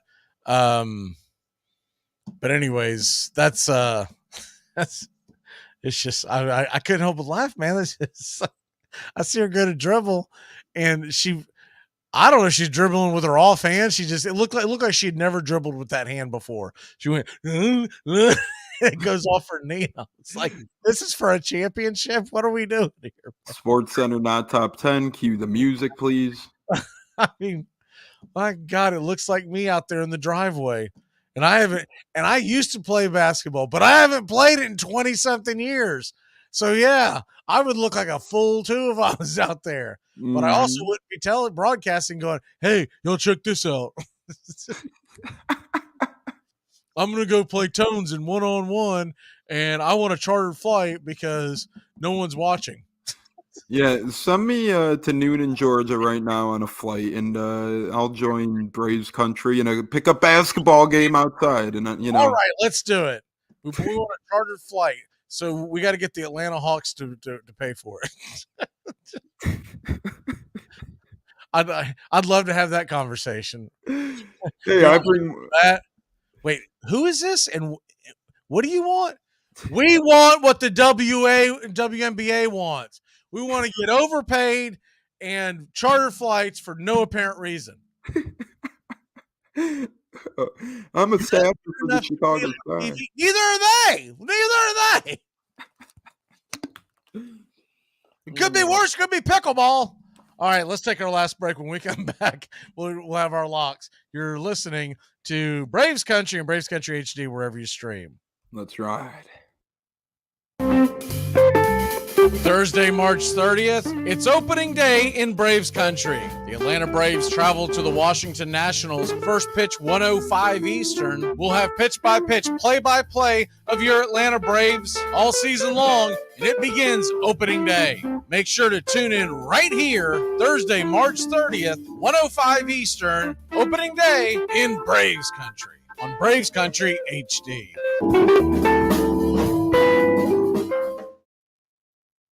He only has 3 rings. Hockey season, and that means new merch over at ourdragonsmerch.com. Get the latest designs and some of our fun new souvenirs ahead of what's sure to be a great hockey season. Celebrate another season of River Dragons hockey by getting a new look to wear on game days, or surprise the big-time sports fan in your life with a new keepsake that will make them a River Dragons fan for life. Order online right now at ourdragonsmerch.com. That's the letter R, dragonsmerch.com. We'll see you at the rink. Hey, sports fans, it's Rod Peterson here, host of The Rod Peterson Show, inviting you to join us daily for 2 hours of Atlanta's funnest sports talk right here on WQEE. I say fun because it is. You've never heard a show like it because we make the listeners a part of the show every day between noon and 2 p.m. Eastern. You'll hear plenty of the best sports talk, including the latest on the Falcons, the Braves, and more. And who knows, you might even hear you. That's the Rod Peterson Show, daily at noon, right here on WQEE 99.1 FM. Le'Veon Bell, he put out a single for people to listen to on Twitter of a rap album that he's really proud of. He asked for people to critique it. Keenan Allen, the receiver of the Chargers, came back with the trash emoji. Appreciate your honesty. And what's even better, and I can't do it justice because we're on radio, you've got to see the video. The video that he put up. Oh, my God. It's like the most funny and exciting thing I have ever seen because it's like really bad late 80s, early 90s rap video. But anyways, the video is the best part of the whole thing. He's got a hoodie on. It's staged almost like black and white. He's like under a bridge somewhere where there's like a bonfire going. Hard times. So like, yeah. Hard times. You know, hard times for a guy making millions. He can relate. But the funniest part is when he's got the hoodie on, he's doing poses and stuff like that and kind of jiving around. And then this is the funniest part. Out of nowhere, sorry, I can't get it out. He comes up from under the screen. So in other words, like his, from the Muppets or something? Almost like the Muppets. When you see just the figure just come straight up. Yes, the gig comes straight up while he's also in the background. Uh-huh. It's like the worst thing put together ever. I don't know how to edit a video. We could do better than this. I'm telling you. Who's the director, Pouncey? Armchair. Welcome back to Braves Country. Mac McGee and the Armchair Quarterbacks, weekdays 3 to 5 p.m. Drive time on WQEE.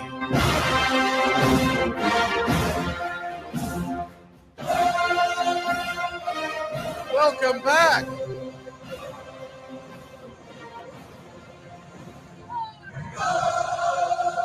Heading towards the top of the hour. Of course, we got River Dragons hockey tonight. And got the March Madness reconvening tonight. You've got pretty good games tonight. I'm going to go ahead and pull up the lines. So let's go ahead and start it off with your lock. What is your lock of the day? I'll give you first draw. Lock of the day here, and it's tough. You got college hoops on, which is very appealing. So, I know you're probably heading there. I'm actually going to go there as well, so I hope I'm not stepping on your toes here by any means of imagination. But I'm going to go with Miami plus 7.5.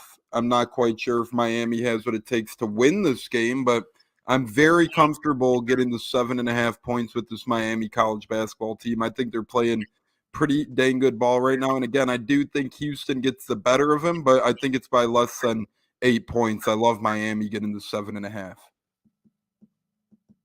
No, I mentioned it earlier. If I was going to take that game, what I would probably do is take, if you do Alabama, if you do the San Diego State and Miami and you put them on a teaser, you would take both of them to about a 11.5 point line. And that would get you about a minus 100, minus 105, somewhere in that neighborhood. And so if I was going to do, I'd do that teaser. Instead, I've got another teaser, and this will pay out 1-to-1. It's a teaser. Well, it's honestly a parlay, but it's essentially a teaser. I'm taking Texas on the money line and coupling it that with Princeton with getting 5 points, taking the line to 15.5. So Texas to win and Princeton to 15.5, and that is a 1-to-1. So, $10 would pay out actually around $10.20. So that is my lock of the day. I think Texas is going to win. I think that is going to be. It's strange. It's the lowest. It's the lowest line, and I think they're going to have the easiest time. And you said Princeton plus 15 in a parlay, correct? Yeah, Princeton plus 15.5 and Texas on the money line in a parlay gets you a 1-to-1. Cool. I'm putting it in the chat now. And I know a lot of experienced bettors don't like parlays, but I don't mind a parlay if I'm doing, especially in basketball, if I'm doing it closer to it being a teaser. I agree with that. And let's be honest, both of these games are right around the same tip-off area. So, why not? If I'm getting a decent amount of money, points, I don't mind being the underdog in a point spread in basketball. But if it's like a 2 or 3 point, for instance, if I really believed in Xavier, I'm probably more likely to take them on the money line than I am to take the point spread, because these games, usually the point spread doesn't help much. No, but with how minimal they are, like I've been taking Kansas State money lines lately because they've been getting 1.5 or 2 points the past couple of games, but might as well take the money line at that point. Yeah.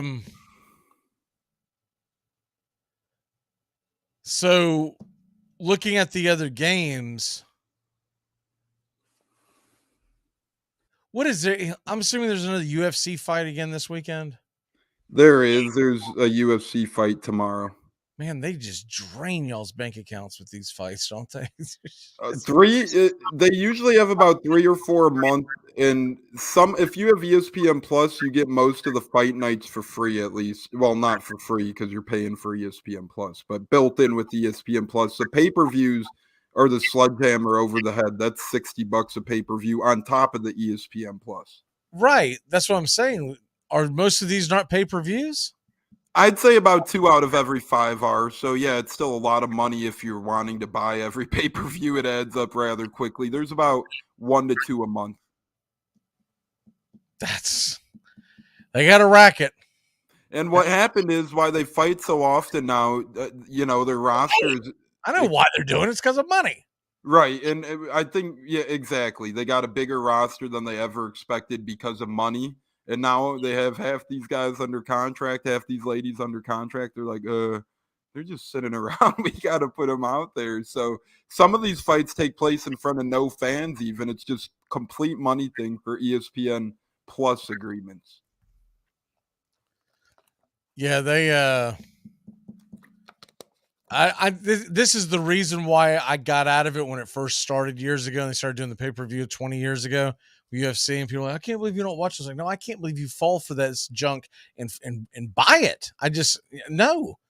If you live with mommy and daddy, I guess it's okay because you have extra money in your pocket, or if you're extremely well off or whatever. But you're talking about, I complain about having to pay close to $100 streaming packages a month, right? So you're saying that to be a UFC fan, I would have to basically pay 220, 250, maybe 280 sometimes a month for what's coming across the TV.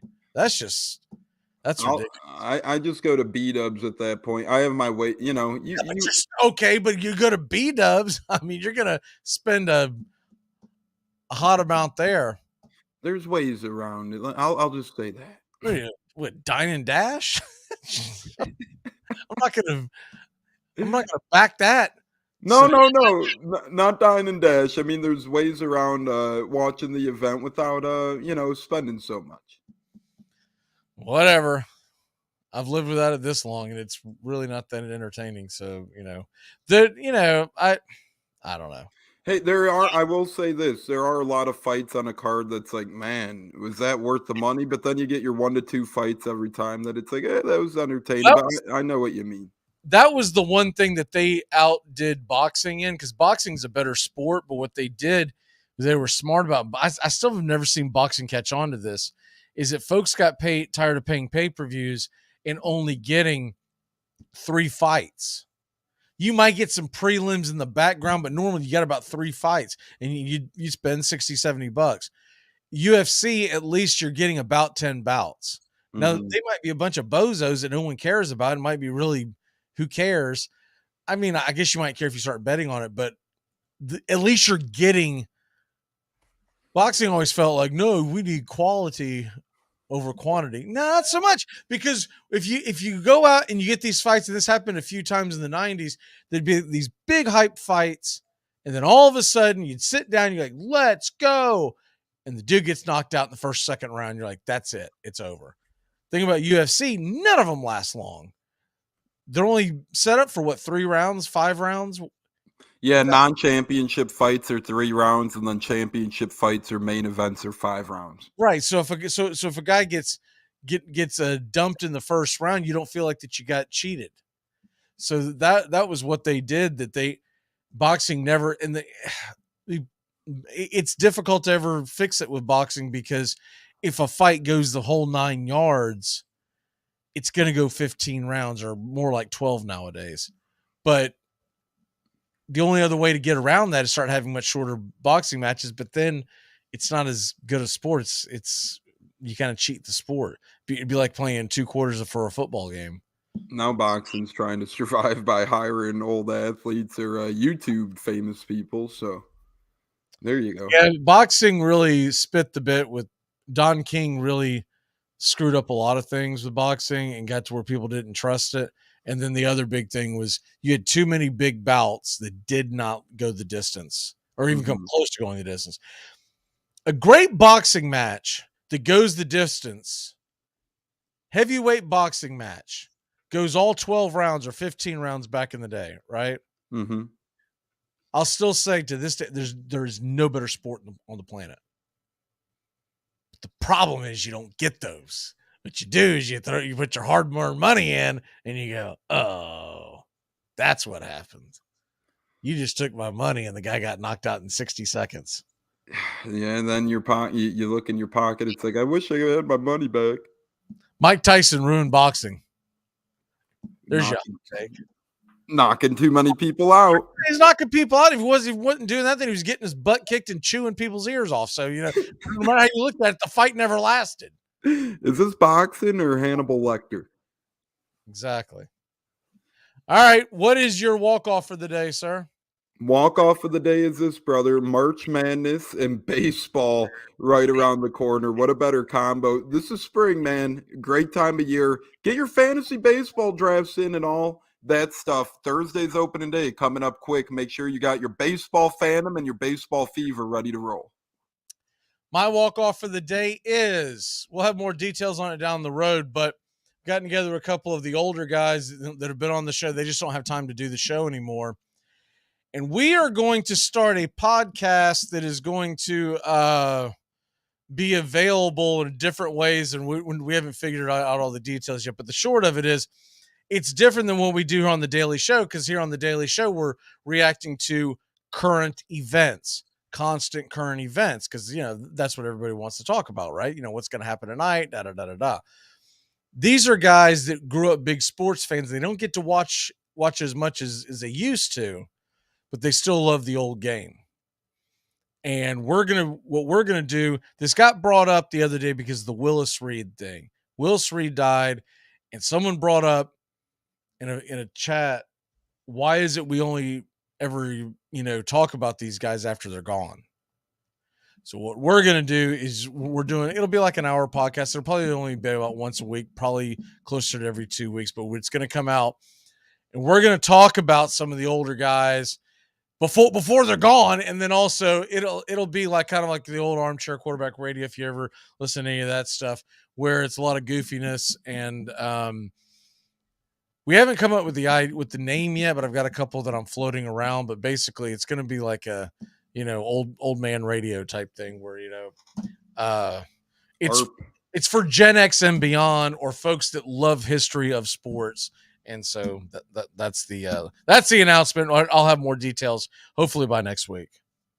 Sounds amazing to me, brother. And you never know what other shows might be on the horizon. Well, that's right. All right. Well, we will see everybody Monday. Tones is going to tell us who's going to win the World Series Monday, and we'll be reacting to our brackets getting even more crashed as we'll be looking at the Final Four Monday morning. Woo! Monday afternoon. We'll see you live 3 to 5. Bye.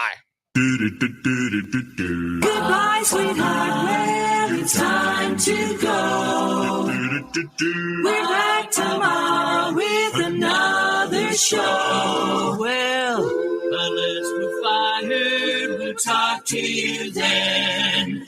Goodbye, sweetheart. Goodbye. Goodbye. Guys and gals, it's time to go. We'll see you on the next show. Same bat time, same bat channel. Thanks for listening to Braves Country with Mac McGee and the Armchair Quarterbacks on 99.1 FM WQEE, The Key in Noonan, Georgia, and simulcasting on youtube.com/@Braves Country. Braves Country comes your way weekdays, 3 p.m. Eastern to 5 p.m. Eastern. Please follow, like, and subscribe today. Armchair Quarterback Radio, your first choice for Southern sports. Something of the 5th of September. Something of the 5th of September. She said a lot that I can't remember. Something of the 5th. Can I get another cigarette, please? Can I get another cigarette, please? Yeah, I know I live to regret it. Just give me another cigarette, please.